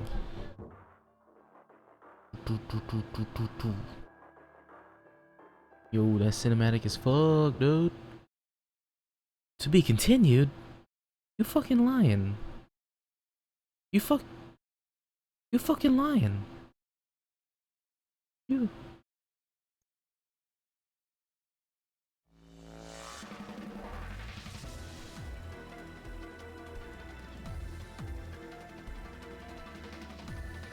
You fucking lying.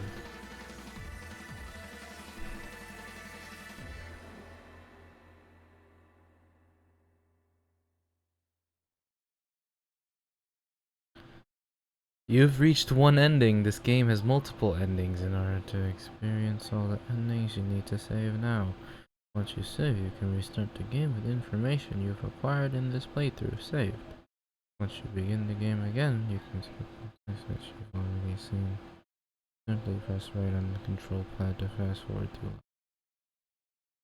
you've already read. Once you reach lines you haven't seen or new choices will automatically stop. Memory of escape added to the title screen.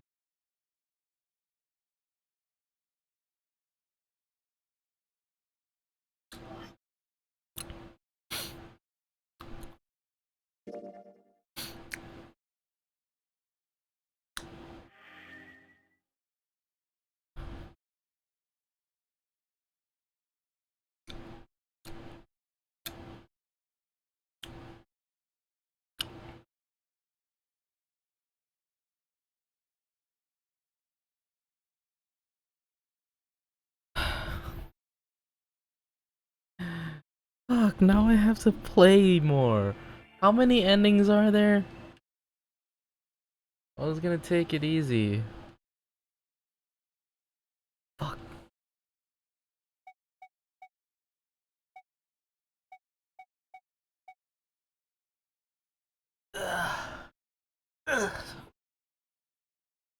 There's a lot. What is preview? Unfortunately, that's the wrong answer. Actually, I'm Santa. So is Santa our little zero? You know? Yes. But you can get the true end after one try. Can I just go for the true end? Ah, but that's gonna take a while. Can I save this for Thursday? I don't know. Go through all of them because of the story. Memories of the escape. Okay. So I'm missing like, yeah, I'm missing a lot of doors that I didn't get to go through.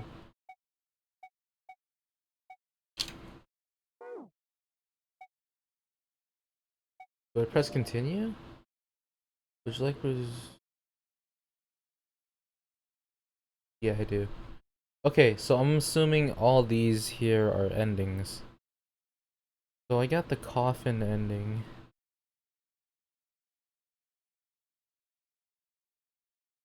Let me look up an ending guide. Let me see.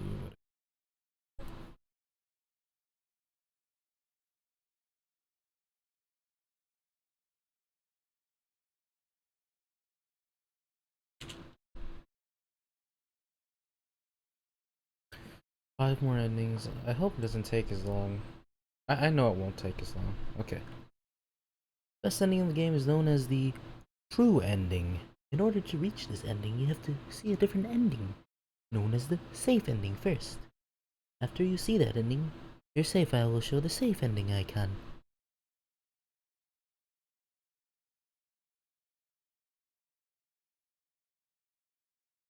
Okay, coffin ending. Okay. You can get the coffin ending if you have not seen the safe ending. To get the coffin ending, do everything required for the true ending. If you have not seen the safe ending, you will see the coffin ending instead of the true ending. Okay, so technically I got the true end, but I didn't get it because I didn't get the safe ending.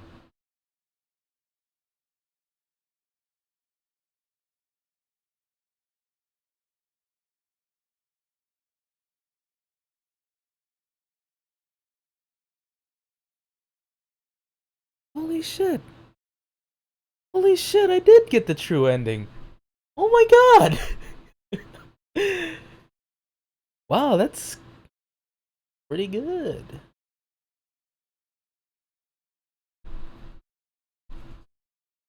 Okay. Okay. So, coffin ending, safe ending, true ending, and then there's the axe ending, the sub ending, and the knife ending. Okay. Maybe I should do the lesser ones.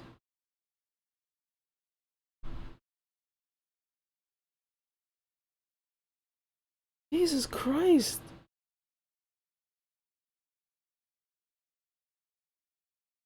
Oh my god, I can't believe that I actually got the true ending first try. But it wasn't really the true, technically it was.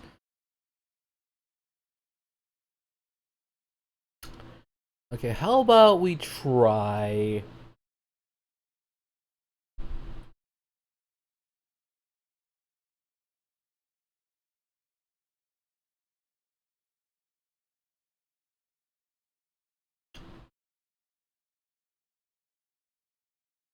Okay.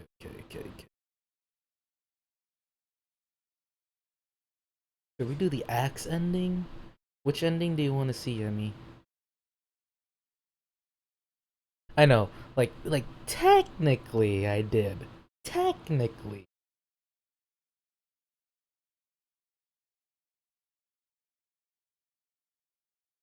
Axe ending, sub ending, do I want feels? I don't know.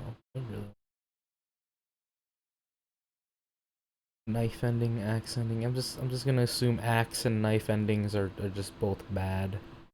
Um hmm. Go for the lesser endings. I guess we can do knife. Let's do knife. Resuming game.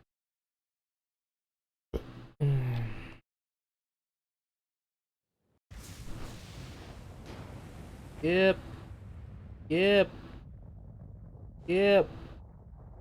Yep. Yep.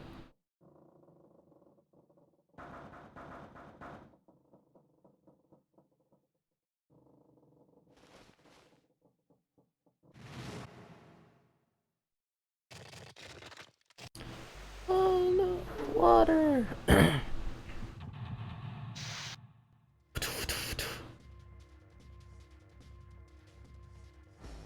Oh, we get this little thing. And then get this little shit. And then we go back. There's something in here.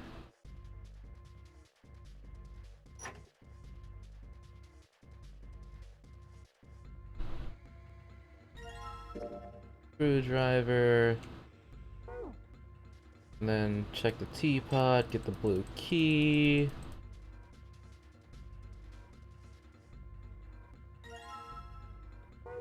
Go back, look back, open this. There's the red one.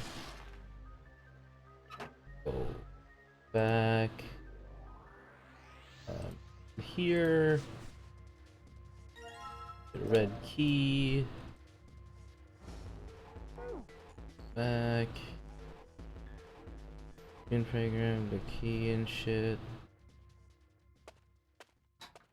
Fucking jumpy. Oops, I'm going the wrong way.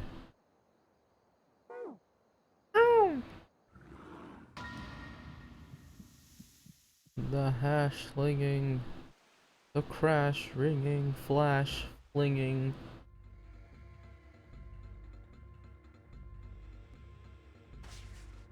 Back. I remember there's like something on these beds.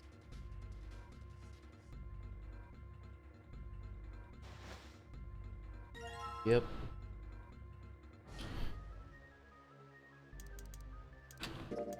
Put those together.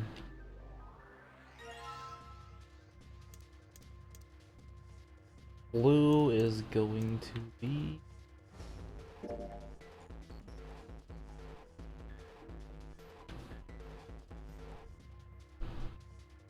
Blue is gonna be 0, 0, 2, 6, 0, 2, 6, 3, 0, 2, 3.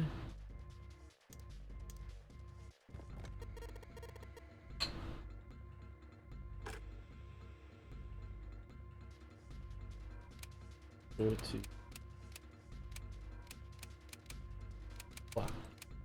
Fuck.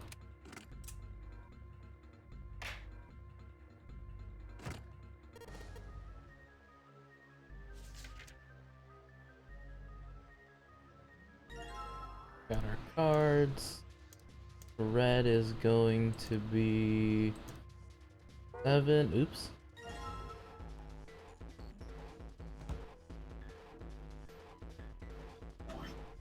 Red is going to be 7, 4, 7, 4, 8, 5. 4, 8, 5. Yeah.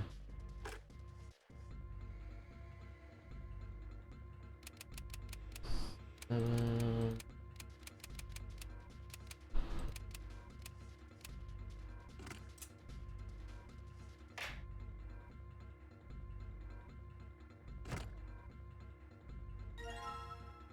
Is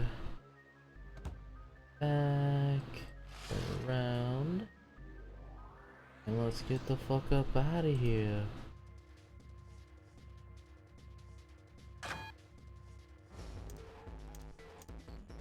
Then you have to put the blue one, I know.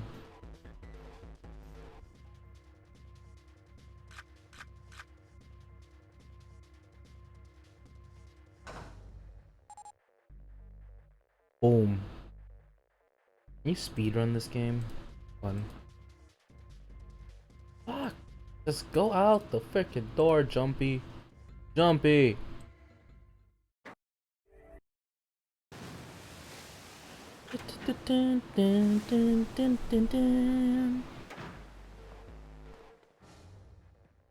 Okay, so let's do the knife ending.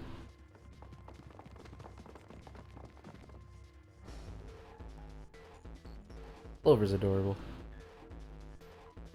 I like her outfit. I like Clover's outfit a lot.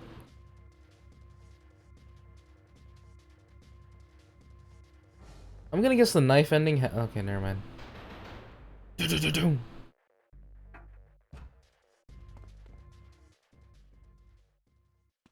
Jumpy!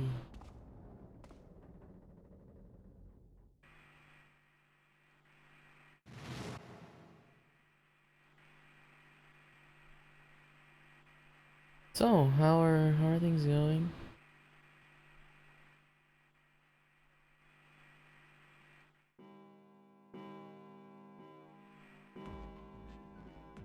It does. Wait, let me play some very fitting music for this.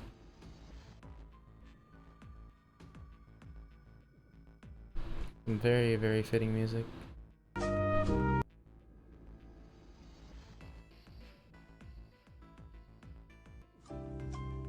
You had a churro today? You went to the amusement park again?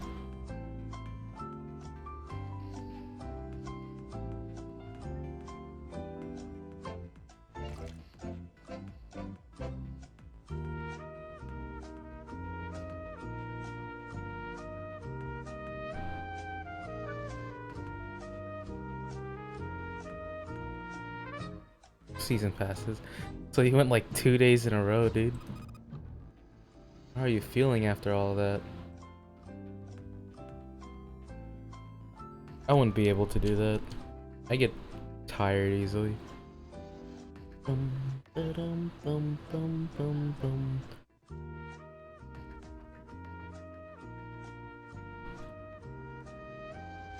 You are tired, yeah.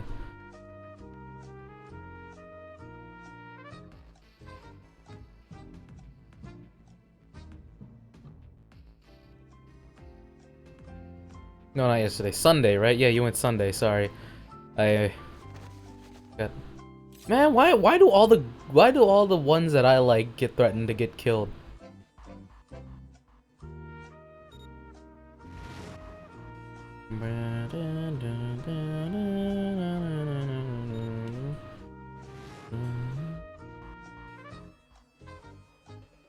On Thursday too? Easy. Jeez Louise. That's a lot of it's a lot of amusement. Don't you guys get like tired?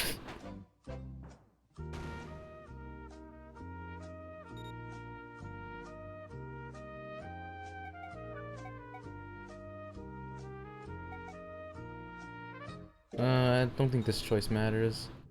I'll just put June through it so she can power through. Good God. Aye.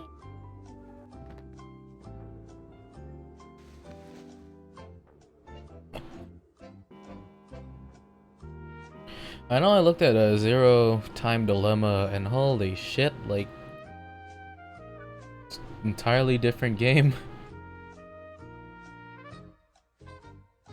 Dun, dun, dun.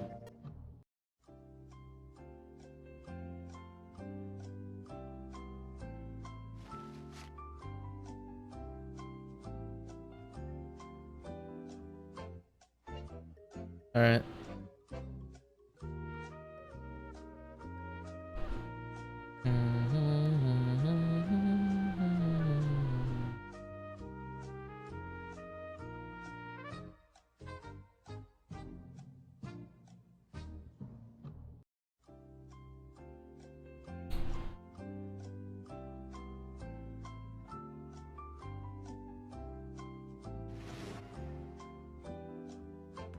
Dun, dun, dun, dun, dun.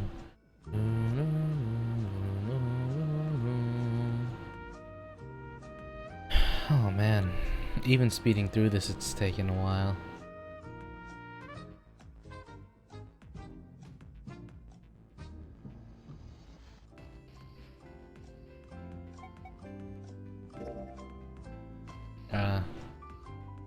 Sorry.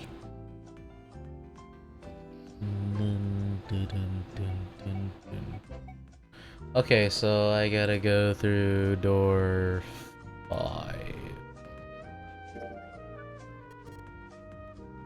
Hey, wait! Junpei's cry echoed across the room. The 4 people walking towards the door stopped and then turned back toward him. I want to go through door 5 too. Oh wait, I gotta turn off the music because now we're like actually doing stuff. The words were scarcely out of his mouth when June spoke up. What? What are you saying, Jumpy? If you're going through that door, then I'm going with you. Turn around to look at her. No, you can't. I can't take you with me. Well, why? Well, you know what's in there, don't you? Are you sure you want to see that? He's fucking cute.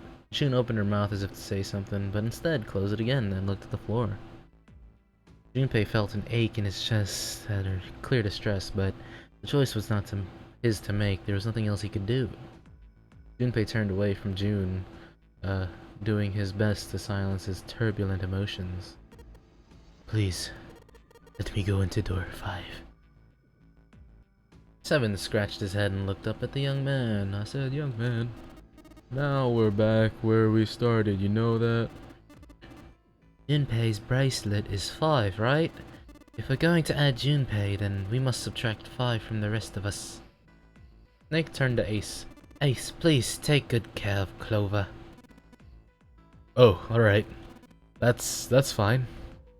1 plus 4 equals 5. Don't go away! You need to listen to me, Clover. Go to door 4 with the others.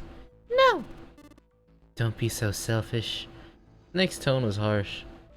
Tears welled up in Clover's eyes. She bit her lip and did her best to fight him off. Snake's expression softened and he put his arms around Clover. He held her close and whispered into her ear. You'll be fine. Just relax. It looked as though he whispered 2 or 3 more words, but whatever they were, Junpei didn't hear him. He said, I love you, Clover. He couldn't help but wonder what the other man had said. Snake pulled back from his sister, his eyes kind and inquiring. Okay, I understand. Her voice was barely audible from where Junpei stood.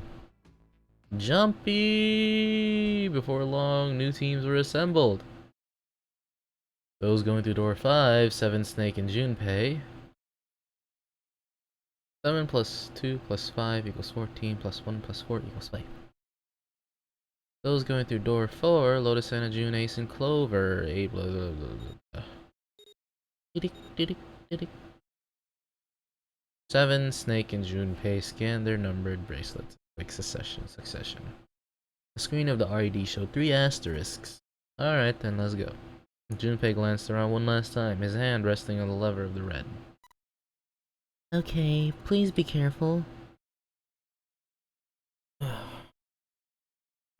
Concern was written plainly. Junpei looked her in the eye and gave what look he hoped was a reassuring nod. He pulled the lever. Hey, that's the same exact text that happened when we went through 7 and 8. With a sharp clack of a lock releasing, the door swung open ahead of them in the small hallway were the pitiful remains of the ninth man. For a moment, Junpei froze. Try as he might, his eyes could not leave the corpse and his feet would not leave the floor. 7-2 seemed paralyzed. Snake, on the other hand, seemed unconcerned. He walked calmly down the bloody hallway and only stopped when he realized his companions were not following. Do you intend to kill me? I assume you haven't forgotten the door only remains open for 9 seconds, have you? He hadn't even bothered to turn around. His head was at most slightly cocked toward one shoulder. Junpei and Seven looked at one another, nodded, and threw themselves through the door. As they did, a cold tone sounded from the left wrists of all three men. Seven and Junpei looked down at the bracelets. On both of them, and on Snake's, a red skull had flickered to life. The detonator had begun its countdown. They had scarcely processed this information when... What is up, Drum Alert Nation? With a metallic slam, the numbered door behind them swung shut. Unless they could find a device that would deactivate the detonators on their wrist, they would not be leaving the hallway. Hey, where's the DEAD? The fear and urgency of Seven's face reflected what all three of them felt. Junpei spun around, searching desperately for the DEAD. He found it easily enough. It was on the wall next to the closed door labeled 5. Found it! Right here. That was easy. As he yelled, he struck the scanner with his hand. The other two scrambled to follow suit. As soon as they finished, Snake threw the lever down.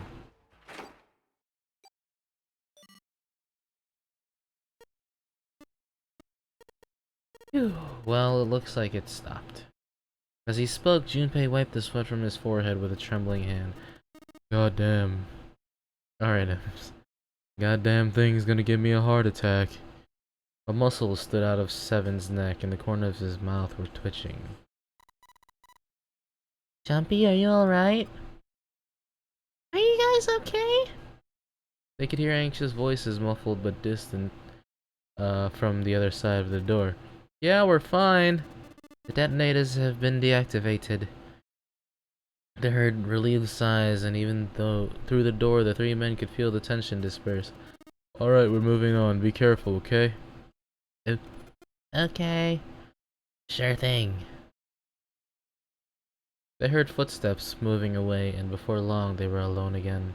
Junpei looked around. The hallway hit a dead end 20 or 30 feet from where they stood. A thick iron wall blocked their way. Try as they might to force it, the wall refused to move. To the left, however, was a wooden door that looked positively inviting by comparison. On the middle of it was a plaque that read First Class. A first-class cabin, huh? Well, it seems like it. Let's have a look then, shall we? Oh my god, I'm so tired. I'm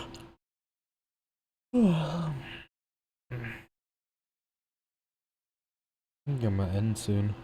What time is it? I think I'll go to 7:30. Without hesitation, Snake opened the door and stepped inside. Seven followed closely behind him. Junpei moved to follow them as well, but he stopped just short of the threshold and looked back, not knowing why. Lying in the small hallway was a man's body, or at least what was left of it. He tried hard to avoid looking at the grisly scene, but it just wouldn't leave his mind. What had once been a man's internal organs now looked like so much vomit, as though something had chewed up and spit out the better part of his torso. It was hideous, but worse still, it was cruel. It was hard to believe the thing on the floor had once been a human. The black pool of thick blood, the lumps of glistening flesh spread across the floor. The awkward, twisted angle of shredded intestines, the head wrenched to some grotesque, unnatural position.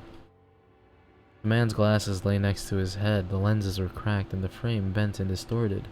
But next to the glasses lay a bracelet, the number 9 still displayed on its face. Uh-huh. We know how they work.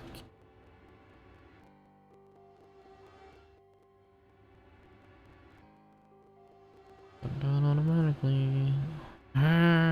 Suddenly, Junpei felt his stomach convulse. A knot of muscle gripped his throat. He almost puked. He clapped his hand over his mouth and ran to the first-class cabin. The atmosphere changed immediately. The room was gorgeous, and despite the apparent age of the ship, none the worse for wear. He looked around. Seven and Snake were nowhere to be seen. Nowhere. There were 2 doors on the right side of the room. He opened the one on his right and went through. On the other side of the door was a short hallway. He jogged down the hallway, opened the door at the other end, and peeked through. There they were to his right, busy examining something. He stepped through the door and walked toward them. What's up? Check this out. We found this thing here on the door. The red light's on. Does that mean it's locked? So I would assume. Is there any other way out? We looked around a little other than this door. We didn't find anything. So you're telling me that unless we can open this door... Yes, we won't be going anywhere. Junpei stepped away from the door and looked around the room. The room they were in looked like a bedroom. He figured the room he'd originally entered was the living room, or whatever passed for one on a ship. Alright, let's find a way to open this door. Come on, guys.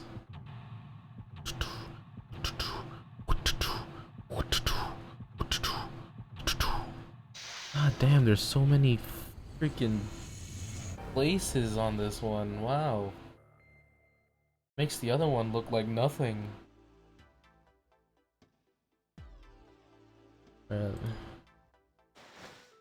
Nice, we found a score plate. Search it. Oh, I see, this feels like glass, the rectangular plate of glass. Is there something written on the surface? Yeah, it's a sheet of music with a couple of A notes.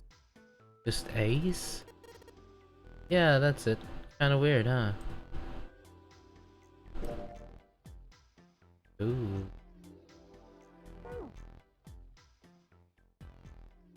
Took Junpei by surprise. Snake, usually so calm and collected, suddenly began to move. He stared about the room almost frantically, clearly looking for something. No, Junpei thought, not staring. After all, he's blind. Blind or not, Snake was clearly attempting to do something. At last, Junpei could no longer contain his curiosity. What are you doing? The Snake waited a moment before answering. I heard something strange. Something strange? Ah, well, never mind. It doesn't seem to be anything suspicious. I don't wish to toot my own horn, but my auditory senses are considerably more advanced than those of most humans. I notice even the slightest of noises.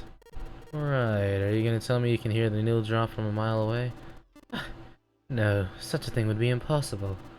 However, by listening to the sound of footsteps and breathing, as well as sound echoing off the environment, I can locate most objects. Oh yeah, that's right. When Clover fell on the big staircase a little while ago, you were at her side immediately. So that was... So, yeah. I could hear it happening. In fact, I could run quite fast. Certainly as fast as you, and should someone attempt to start a fight with me, I'm quite confident that I could defeat them. Junpei was somewhat taken aback by this revelation. He stared at Snake, skeptical. You don't believe me, do you? You had to give me a try. I must warn you, you'll no doubt regret it. Well, I suppose that's enough playing around. Let's resume our search, shall we? With a small, self-satisfied smile. Wow, that's a lot of S's. With a small, self-satisfied smile, Snake turned and walked away from Junpei. Jeez. Bed with a canopy. sure you don't see too many of these days. I can't see the details, obviously, but I imagine it's one of those princess beds Clover's so fond of. Clover wants one of these? Yes. She wants a princess bed. Didn't I say that? You think it doesn't suit her? Yeah, I guess you could say that. Ah, Junpei, judge her by appearances, will you? And where you should not. No, I didn't want to. Oh, fuck. A white desk feels kind of fancy. All around looks like this one. There's a locking thing. It's flashing red. It's usually not a good sign. Is that a microphone? It looks like a satellite dish. Let me see. Well, judging by the feel of it, I would guess that we were meant to produce some sort of sound, and this device will sense it and unlock. Okay, so we gotta get music sheets. Ew.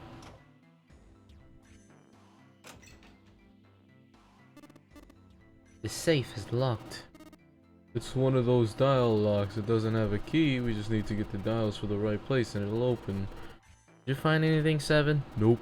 And how about you, Snake? I also found nothing. Oh, nice, another music sheet. This one's with C. Yes, well, it feels like glass. Rectangle of glass, transparent, I presume. I can feel something printed on the surface. What is it? Sheet of music with some C notes on it.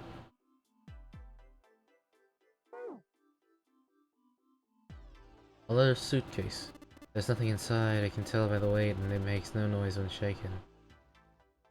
A suitcase, fortunately there's nothing inside.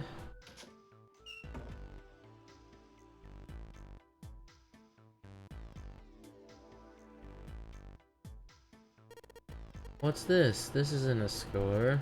This is a map of the ship? Map? There's a map of the ship here? Yeah. And I imagine it will prove very helpful. You'd best hold on to it, Junpei. Okay. Music stand. Might as well put this glass plate on it. Oh.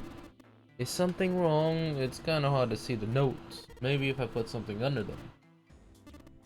The background for the notes. Oh my god. Oh man, I really need sleep. It's only a table with a mirror. Ah yes, you know this sort of thing is known as a vanity. Were you aware of that, Junpei? Of course, vanity also refers to self-love, conceit, narcissism. Oh. As such, you could say that every day when a woman looks into one of these, she is staring at her own conceit and narcissism. Doesn't that strike you as terribly sad? Hey, that one dude, what's up?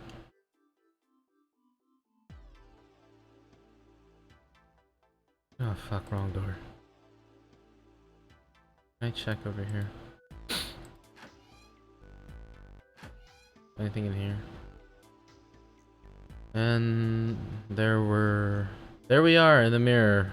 What a pair, a college kid and a terrifying giant of a man in a beanie. Tired. I'm gonna get off soon. Something wrong, Junpei? You look real sad all of a sudden. No, nothing. Sink's clean, any water? Nothing's coming out. We've got faucet on all the way, but I can't hear anything Yet. Lights, huh? Nope, doesn't look like there's anything hidden here. Can I pull that? There's a plug at the end of the chain. Let's see if I can pull it out. Whoa, hold up. Hey! I was just thinking we might be able to use the water. Use the water? Like for the sink? What do you... Light switch, something happens when I press it. It's a heavy piece of paper that's been folded in half. It's score in front of it, score. What time is it? It's only 7 o'clock, but I got like 3 or 4 hours of sleep last night. Score, that's gotta mean musical score. If that's true, then the score we just found is probably in here, at least at some point. Can I pick that shit up?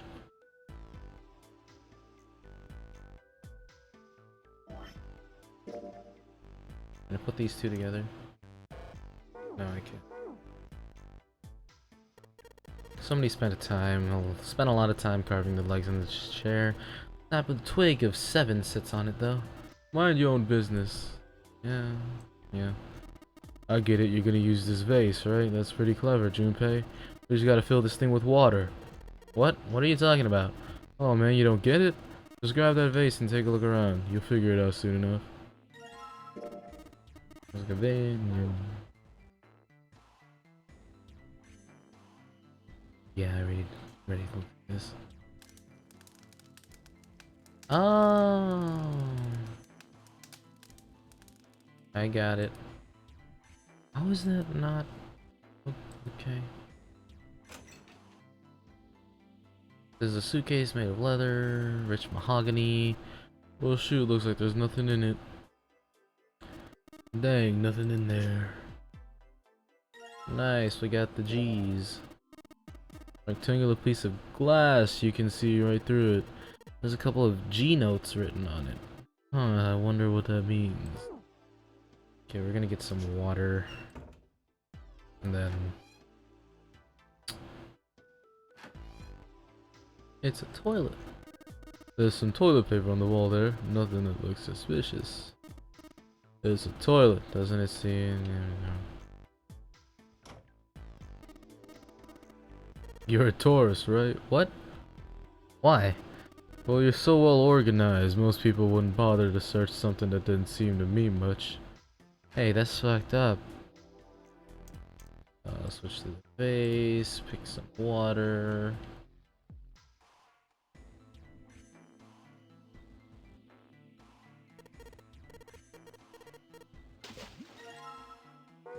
Cool. Head back out. Throw it on here. Time to put this fire out. About time, buddy. Let's do it. Here we go. Man, I love 7. 7's cool. Good job. Another success. That fire didn't stand a chance. I'm gonna get this. Don't wanna get burned, so let's pull down the sleeves. Ceramic plate of some kind. Looks like a blank sheet of music. As Junpei tucked the plate into his pockets, 7 cried out and stumbled, his balance lost. He threw out a hand and caught the wall in time to steady himself and avoid the floor, but his face was flushed and he looked startled. Hey 7, what the hell was that? Are you alright? Yeah, I'm fine. I just felt a little dizzy, that's all. 7 rubbed a couple of fingers across his brow and then shook his head as if to clear it. What the hell's wrong with me? First memory loss, now I'm getting dizzy for no reason. Memory loss? Yeah, memory. Junpei couldn't hide the surprise in his voice. 7, for his part, seemed unconcerned. Right, guess I haven't told you, have I? Told the rest of them, but that must have been before you showed up. Well, the long and short of it is that I don't remember Jack from before I woke up here. Didn't realize I hadn't told you. Whoa, wait a minute. You're talking about amnesia, right? Yeah, I guess so. Well, why are you an amnesiac? What happened to you? If I knew that, I wouldn't really be one, wouldn't I? Oh yeah, I guess that's true. Junpei paused for a moment and stared at 7. Are you telling the truth? Huh? Well, you look pretty calm for somebody who doesn't remember anything. If you've really got amnesia, shouldn't you be like upset or confused or something? Well, sure, I mean, I was pretty confused when I woke up down on D-Deck, but that was a little while ago. I've had some time to get used to it. After a while, I figured it wasn't worth the trouble of worrying about it. After all, why worry about something I can't change? Well, somebody usually don't stay amnesiacs forever. I figure it'll work itself out eventually. That's it? That's it.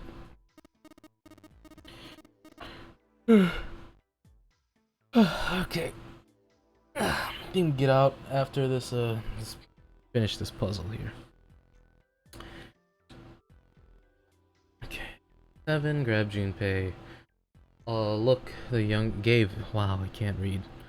7 gave Junpei a look the younger man wasn't sure how to interpret and turned to walk away. Somehow, though, Junpei didn't find his reassurances very reassuring.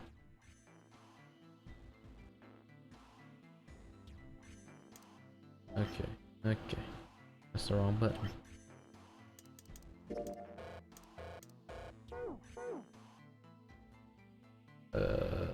head back to Snake.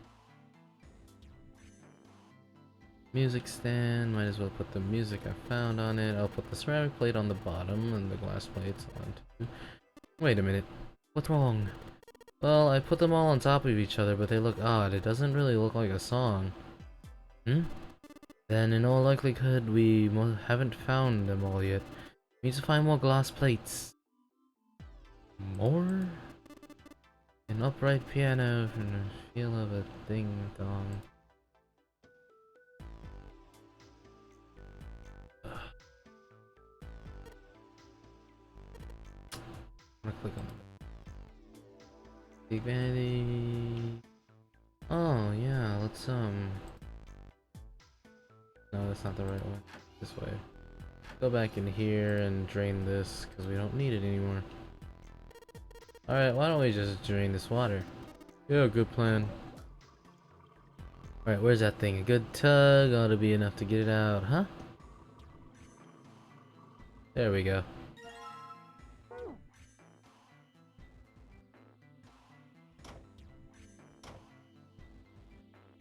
I think that should be enough. Seems like a good place to... Gotta put the ceramic plate on the bottom and on top. Alright, good. Cool. Sweet. Now I can play the music. Junpei, would you be so kind as to play the piano? I'm unable to, you see? I'm sure I needn't tell you, but the keys on this piano are not what you might expect them to be. C won't be C, D won't be D, and so forth. You must listen carefully to determine which keys to strike. Do you understand? Yeah, alright, let's give this a shot. Good thing I know my music. Fuck. Shit.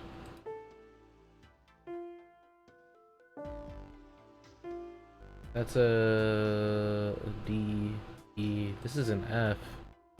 F, G, A. Is that an A sharp?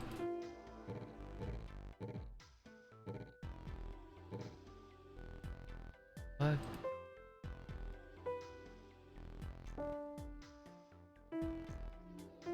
F. Why? That's supposed to be a G.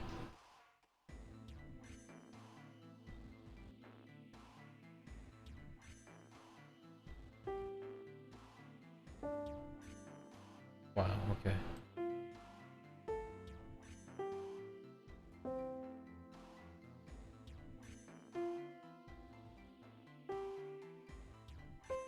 Fuck!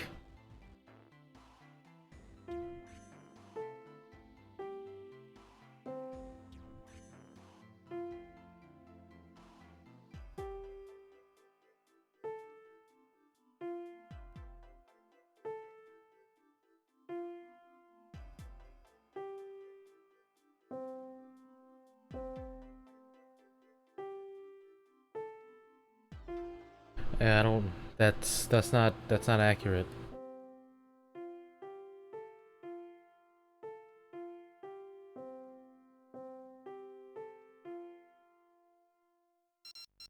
And we're done. Music is not my forte. Wait, what was that noise? Junpei, we did it. Looks like it worked. I've heard something unlock over by the exit. Let's go. Good plan.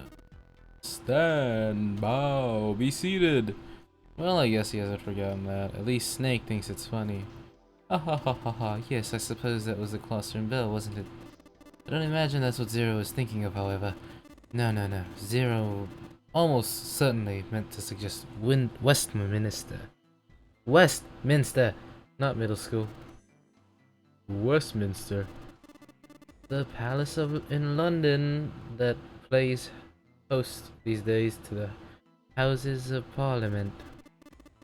You've heard of Big Ben, the famous clock tower. Yes, Big Ben plays that very collection of notes on the hour. London? The capital of England, huh? At any rate, the door is now unlocked. Let's leave this place immediately. I solved it. I gotta get the thing first.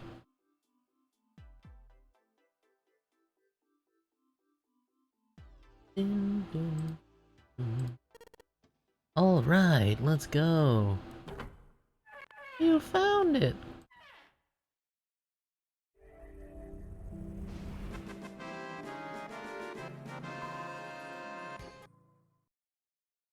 Okay, that's...